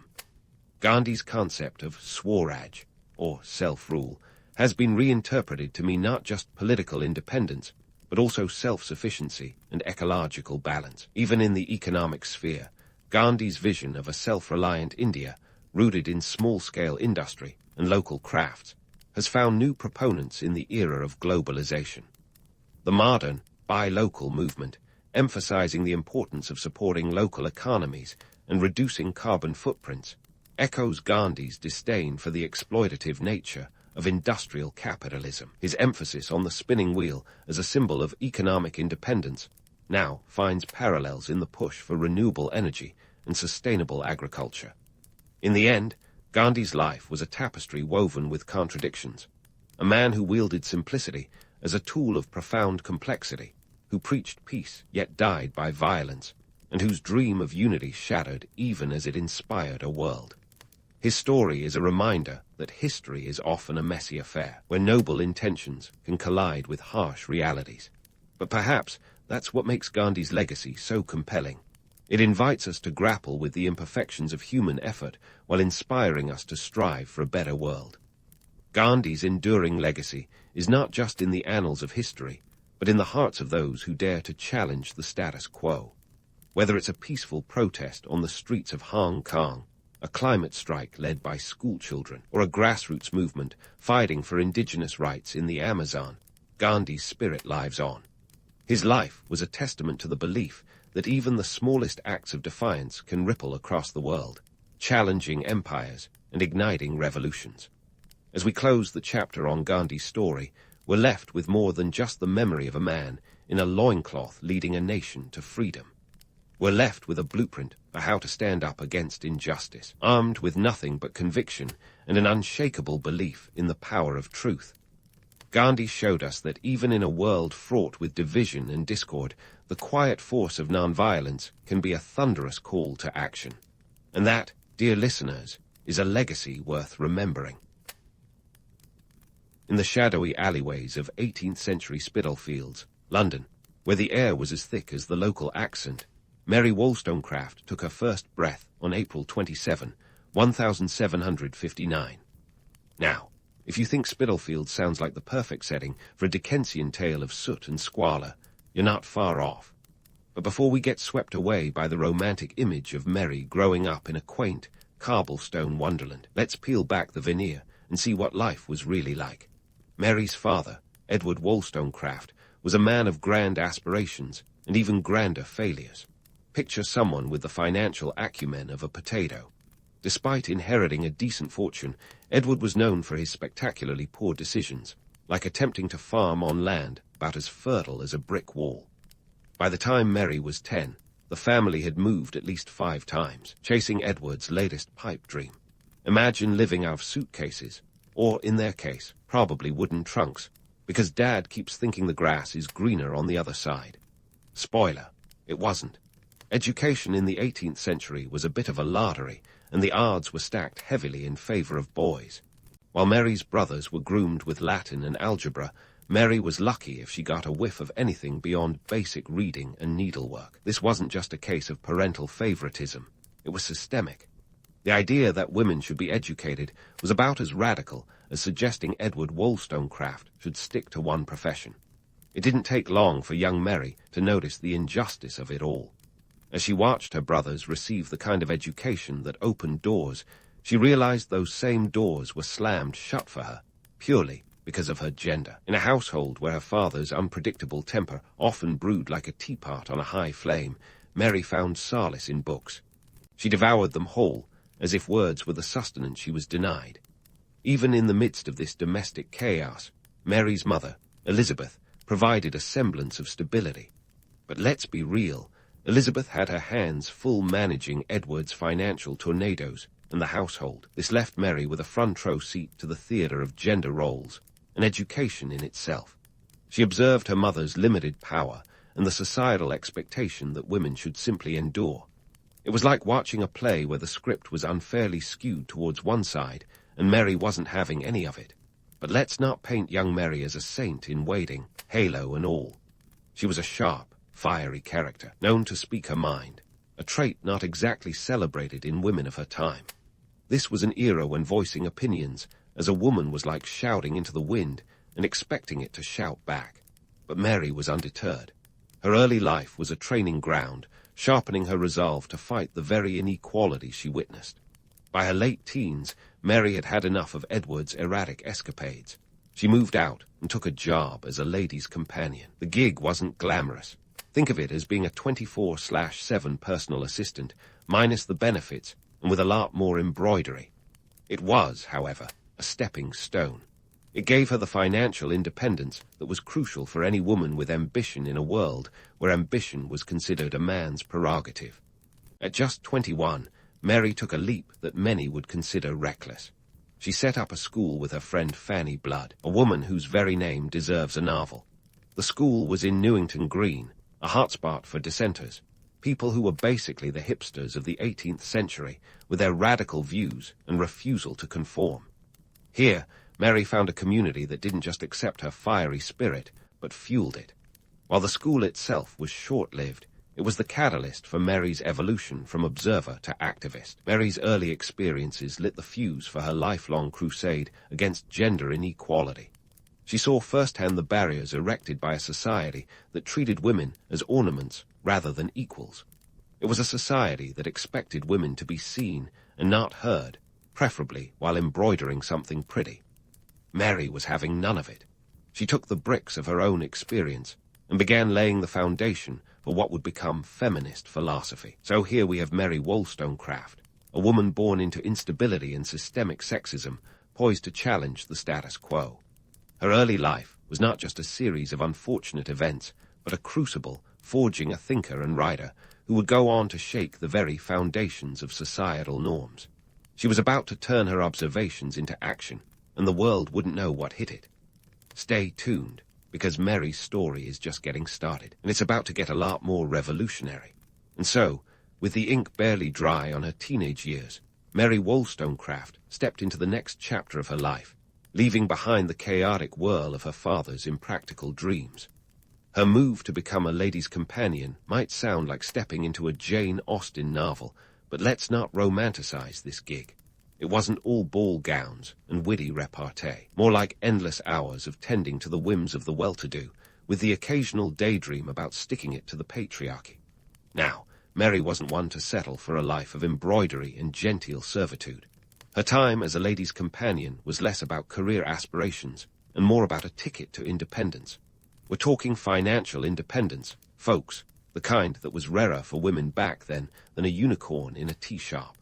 Mary wasn't just paying her own way. She was also supporting her siblings. Talk about having broad shoulders. But the real action started when Mary decided to set up a school with her friend Fanny Blood in 1784. Picture Newington Green, a place that was to dissenters what Silicon Valley is to tech startups, a hotbed of ideas, innovation, and the occasional radical thought. The school was a bold move, considering that women's education at the time was about as valued as a chocolate teapot.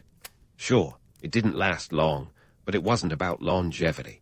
It was about making a statement, one that said women could and should be educated beyond the domestic arts. Mary's experience at the school was her first real foray into the world of practical feminism. She was teaching girls to question the status quo, challenging them to think beyond the confines of a corseted existence. This wasn't just about education, it was about empowerment. Mary was planting seeds of rebellion, one lesson at a time. While the school was her passion project, it also put her on a path to writing. Her first book, Thoughts on the Education of Daughters, published in 1787, was a pamphlet-sized manifesto. It was a modest start, but it laid the groundwork for her future writings. The book was as much about advocating for a robust education for women as it was a critique of the existing system that left women as decorative, yet intellectually barren appendages to their husbands. Now, let's not pretend that Mary's early writings took the world by storm. She wasn't an overnight sensation. Her ideas were as welcome in polite society as a cat at a dog show. But they were there, simmering, waiting for the right moment to erupt. And erupt they would, with all the subtlety of a cannonball at a tea party. Mary's time at Newington Green also introduced her to a circle of intellectuals and radicals who would become her tribe. These were people who didn't just talk about change. They lived it, breathed it, and wore it like a badge of honor. Among them was Richard Price, a preacher whose sermons were less about salvation and more about social reform. Price was like the rock star of rational dissent, and Mary was a front-row fan. But let's not get misty-eyed about Newington Green. It wasn't some utopian enclave free from the prejudices of the time. The society Mary found herself in was still a man's world, and she was constantly reminded of her place in it. Yet, her interactions with these thinkers solidified her growing disillusionment with traditional roles. She was like a sponge, soaking up ideas, and then wringing them out onto paper, each word a challenge to the status quo. Mary's disillusionment wasn't born out of bitterness, but out of a fierce desire for equality. She saw the potential for a world where women could be more than just wives and mothers. A world where they could contribute to society in meaningful ways. She didn't just want a seat at the table. She wanted to smash the whole thing and rebuild it from the ground up. In this period, Mary was sharpening her pen, preparing for the writings that would cement her place in history. She was laying the groundwork for ideas that would become the cornerstone of feminist philosophy. Her experiences, both personal and professional, were the kindling for the fire that would blaze in her later works. As Mary navigated this complex web of societal expectations and personal ambitions, she was slowly but surely redefining what it meant to be a woman in the 18th century. Her story was one of evolution, from a young girl constrained by her circumstances to a woman on the brink of revolutionizing the way the world viewed gender roles. And so, with each bold step, Mary was inching closer to her destiny as a pioneer of feminism. Her journey was far from over, and the world was about to feel the impact of her revolutionary thoughts. Stay tuned, because the tale of Mary Wollstonecraft is only just unfolding, like a tightly wound scroll ready to reveal a manifesto that would change the course of history. So, as Mary Wollstonecraft prepared to unfurl her personal manifesto, the world beyond England's shores was experiencing its own seismic shifts. Enter Mary's French chapter, a story set against the backdrop of the French Revolution, where liberty, equality, and fraternity were the buzzwords of the day, though not necessarily in that order. You see, in 1792, when Mary decided to venture to France, she wasn't just hopping across the English Channel for a spot of brie and a baguette. No, she was diving headfirst into the molten core of a political volcano. Now, let's set the scene. France in the early 1790 was a bit like a teenager going through a rebellious phase. The revolutionaries had stormed the Bastille, and King Louis Roman XVI was on a fast track to losing more than just his head of state status. The air was thick with the promise of change, and quite literally, with the smoke of burning ideals and occasionally buildings. For someone like Mary, who'd made a career out of shaking the foundations of societal norms, France was the ultimate symphony of chaotic optimism. But let's not get swept away by romantic notions of the revolution's egalitarian promises. The reality was messier than a toddler with a bowl of spaghetti. As a British citizen, Mary was more or less wandering into a political minefield. Britain and France were at odds, and the revolutionaries were about as trusting of foreigners as a cat is of a bath. Yet, Mary saw an opportunity to witness history in the making, and she wasn't about to let a little thing like potential imprisonment stop her. Enter Gilbert Imlay, stage left, a dashing American writer and businessman who swept Mary off her feet. Think of him as the 1793 equivalent of a globe-trotting tech entrepreneur, only without the tech, and possibly a bit more swagger. Imlay was charming, worldly, and crucially, American, which at the time was like holding a diplomatic get-out-of-jail-free card in revolutionary France. Their relationship was passionate, if not entirely stable, much like the political landscape surrounding them. It wasn't long before Mary and Gilbert's relationship resulted in the birth of their daughter, Fanny, in May 1794. Now, let's pause here, because the birth of a child out of wedlock in the 18th century was more scandalous than a celebrity Instagram feud today. But Mary wasn't one to be bound by convention. She named her daughter after her dear friend Fanny Blood, a testament to the lasting impact her friend had on her life. Despite the whispers of scandal, Mary was determined to raise Fanny with the same fierce independence she herself embodied. But life in revolutionary France wasn't all passionate romance and revolutionary fervor. The political risks Mary faced were as palpable as the guillotine's blade. The revolution had a way of eating its own, and anyone with foreign ties was viewed with suspicion. It was a time when allegiances shifted quicker than the tides, and Mary's British citizenship was like wearing a kick-me sign in a room full of fervent patriots. Yet her relationship with Imlay provided some semblance of protection, however tenuous. Mary's experiences in France were a crucible, shaping her views on human rights and social justice. She saw firsthand the potential and pitfalls of revolutionary change. The ideals she had long championed, equality, education, and empowerment, were being tested on the grandest of scales. The revolution was a living, breathing experiment in societal overhaul, and Mary was both a participant and an observer, her keen mind absorbing every detail. Despite the romance and drama of her French sojourn, the economic realities were as harsh as the Parisian winters.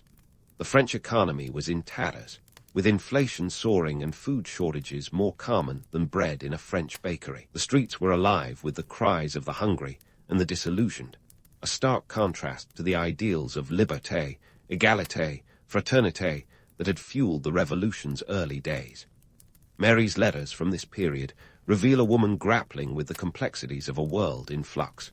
She was critical of the revolution's descent into chaos and violence, yet she remained hopeful for the potential of real, lasting change. Her writings became a tapestry of personal and political reflection, each thread a testament to her unwavering belief in the power of ideas to transform society. As Mary navigated the tumultuous waters of revolutionary France, her relationship with Imlay began to fray. The reality of political upheaval and personal betrayal collided, leaving Mary at a crossroads. Imlay's attention was as fleeting as a summer rain, and his absences grew longer, his promises more hollow. The romance that had once burned brightly began to flicker in the harsh light of reality. Yet Mary was not one to be easily defeated. Her resilience was as much a part of her character as her intellect. She turned to her writing as both refuge and weapon, crafting works that would continue to challenge and inspire. Her time in France was a chapter of trials and triumphs, of love and loss, and it was far from over. So here we leave Mary, standing at the intersection of personal and political upheaval, her story a testament to the complexities of human experience. As the revolution continued to unfold, so too would Mary's journey, a saga of courage, conviction, and the relentless pursuit of truth. Stay tuned, because the tale of Mary Wollstonecraft is far from finished, and the best is yet to come. As Mary stood at the crossroads of personal and political upheaval, the echoes of revolutionary France still ringing in her ears, she made her way back to England, her mind a whirlwind of ideas and experiences. The year was 1795, and Mary's return was anything but a quiet homecoming. Picture her, not as the weathered heroine returning from battle, but as a thinker armed with a quill, ready to scribble down the visions in her head with all the fervor of a revolutionary pamphleteer.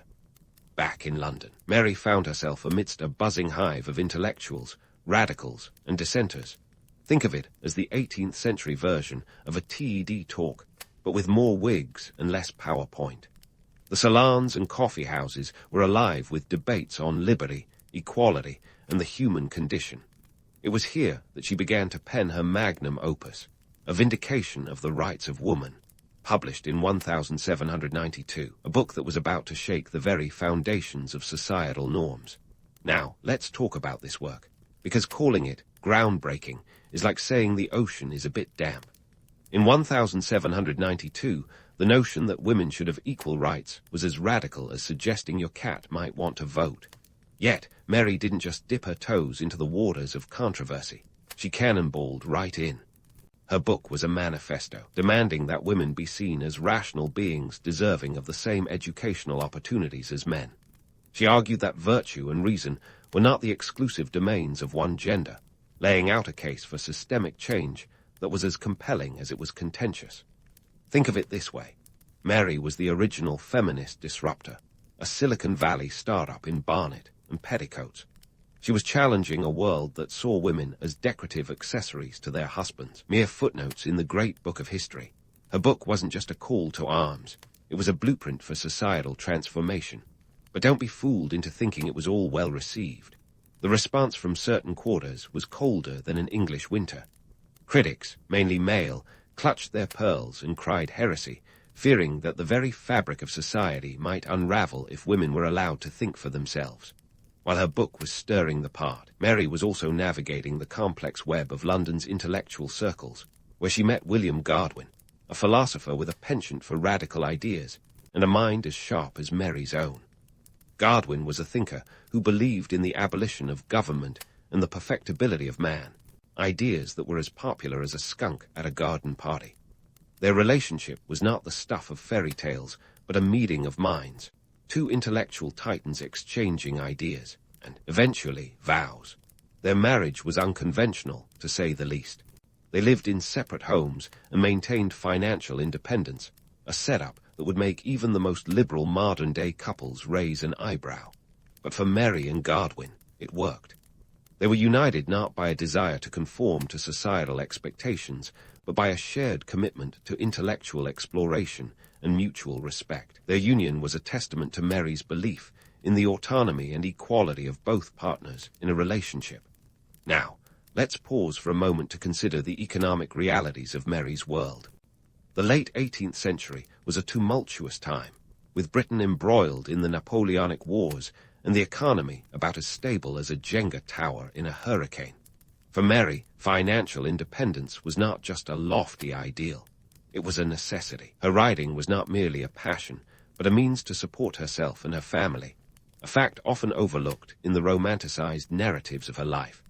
Mary's involvement in London's intellectual circles also brought her into contact with other forward-thinking individuals who shared her vision of a more equitable society. These were people who believed in the power of ideas to shape the world, a belief that Mary held dear. She was not content to simply write about change. She lived it, challenging the status quo at every turn. Her life was a testament to the power of conviction and the courage to stand against the tide of popular opinion. As Mary continued to champion the cause of women's rights, she faced both public scrutiny and personal challenges. Her relationship with Godwin, while intellectually fulfilling, was not without its difficulties. They were two fiercely independent spirits, navigating the complexities of love and partnership in a world that often seemed determined to thwart their efforts. Yet, through it all, Mary remained steadfast in her commitment to her ideals. Mary's story is one of resilience and revolution, a tale of a woman who refused to be defined by the limitations of her time. Her writings laid the groundwork for future generations of feminists, her ideas resonating long after her own voice was silenced. As she continued to defy societal norms and advocate for change, Mary was not just a pioneer of feminism. She was a trailblazer, lighting the way for others to follow. And so, as we leave Mary at this point in her journey, poised on the brink of further transformation, her story is far from over. Her legacy is one of inspiration and defiance, a testament to the enduring power of ideas to change the world. Stay tuned, because Mary's tale is still unfolding, and the best is yet to come. And so, as we bid farewell to the whirlwind of Mary Wollstonecraft's vibrant life, we find her standing at yet another crossroads, one where joy and tragedy were destined to collide. Now, let's take a moment to hop into the time machine and set our coordinates for 1797, a year that will be both a pinnacle and a precipice for Mary. We're talking about a year that saw the birth of her second daughter, Mary Shelley, and with it, the dawn of a legacy that would reach far beyond the 18th century, casting long shadows into the world of literature and feminism alike. Mary Wollstonecraft died on September 10, 1797, just days after giving birth to Mary Shelley, due to complications from childbirth. which back in the day was more dangerous than a game of Russian roulette. Childbirth in the 18th century was a bit like playing a high-stakes lottery with your life, and unfortunately, Mary drew the short straw. She was just 38 years old, a stark reminder that the era's medical practices were a little more witch doctor than wizard. Her death was a tragedy not just for her family, but for the world of ideas she had so passionately contributed to. Yet, even as she passed away, Mary was on the cusp of something monumental. Her writings, particularly A Vindication of the Rights of Woman, had already begun to ripple through the fabric of society, igniting conversations that would continue to resonate for centuries. Her work was a clarion call to women to rise above the ornamental roles society had cast them in, urging them to seek education and independence. It was a manifesto that planted seeds of change, seeds that would bloom into the women's suffrage movements of the 19th and 20th centuries. Now, let's debunk the myth of the 18th century woman as a delicate flower, sipping tea and fainting at the slightest provocation. The reality was far grittier. Women like Mary Wollstonecraft were breaking barriers in a world that expected them to stick to embroidery and etiquette. She wasn't just challenging societal norms, she was smashing them with the fervor of a revolutionary. Her life was a testament to the fact that women were, and always have been, formidable forces of change. Mary's legacy is a tapestry woven with threads of resilience and rebellion. Her ideas laid the groundwork for future feminist movements, challenging the status quo and demanding equality.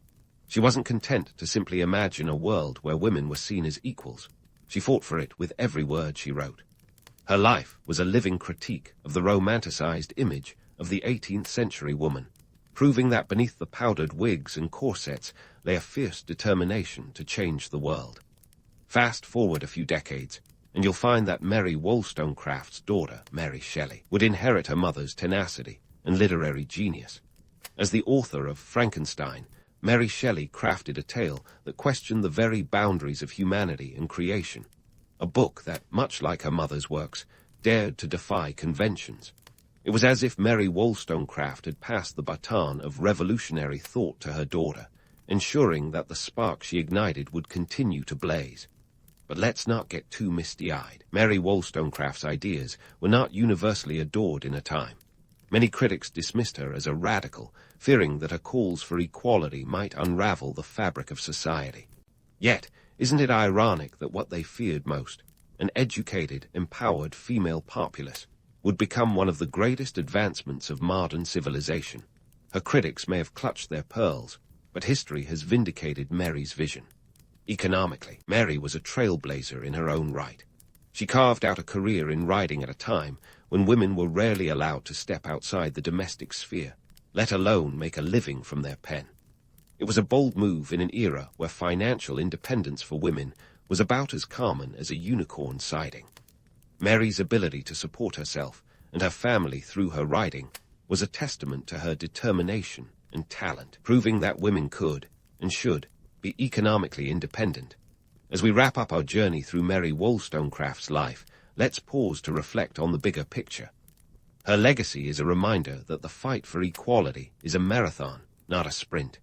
Each step she took was a stride towards a future where women would no longer be bound by societal constraints, but free to forge their own paths. Her story challenges us to look beyond the romanticized narratives of history and see the gritty reality of change.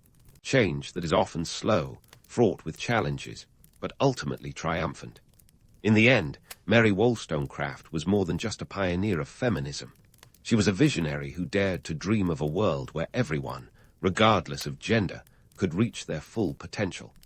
Her story is an enduring testament to the power of ideas to shape the world, a reminder that even in the face of adversity, the human spirit is capable of extraordinary things. So, as you drift off to sleep tonight, ponder this. What seeds of change might you plant tomorrow? Because if Mary taught us anything, it's that one person's voice can indeed echo through the ages, reshaping the world one word at a time.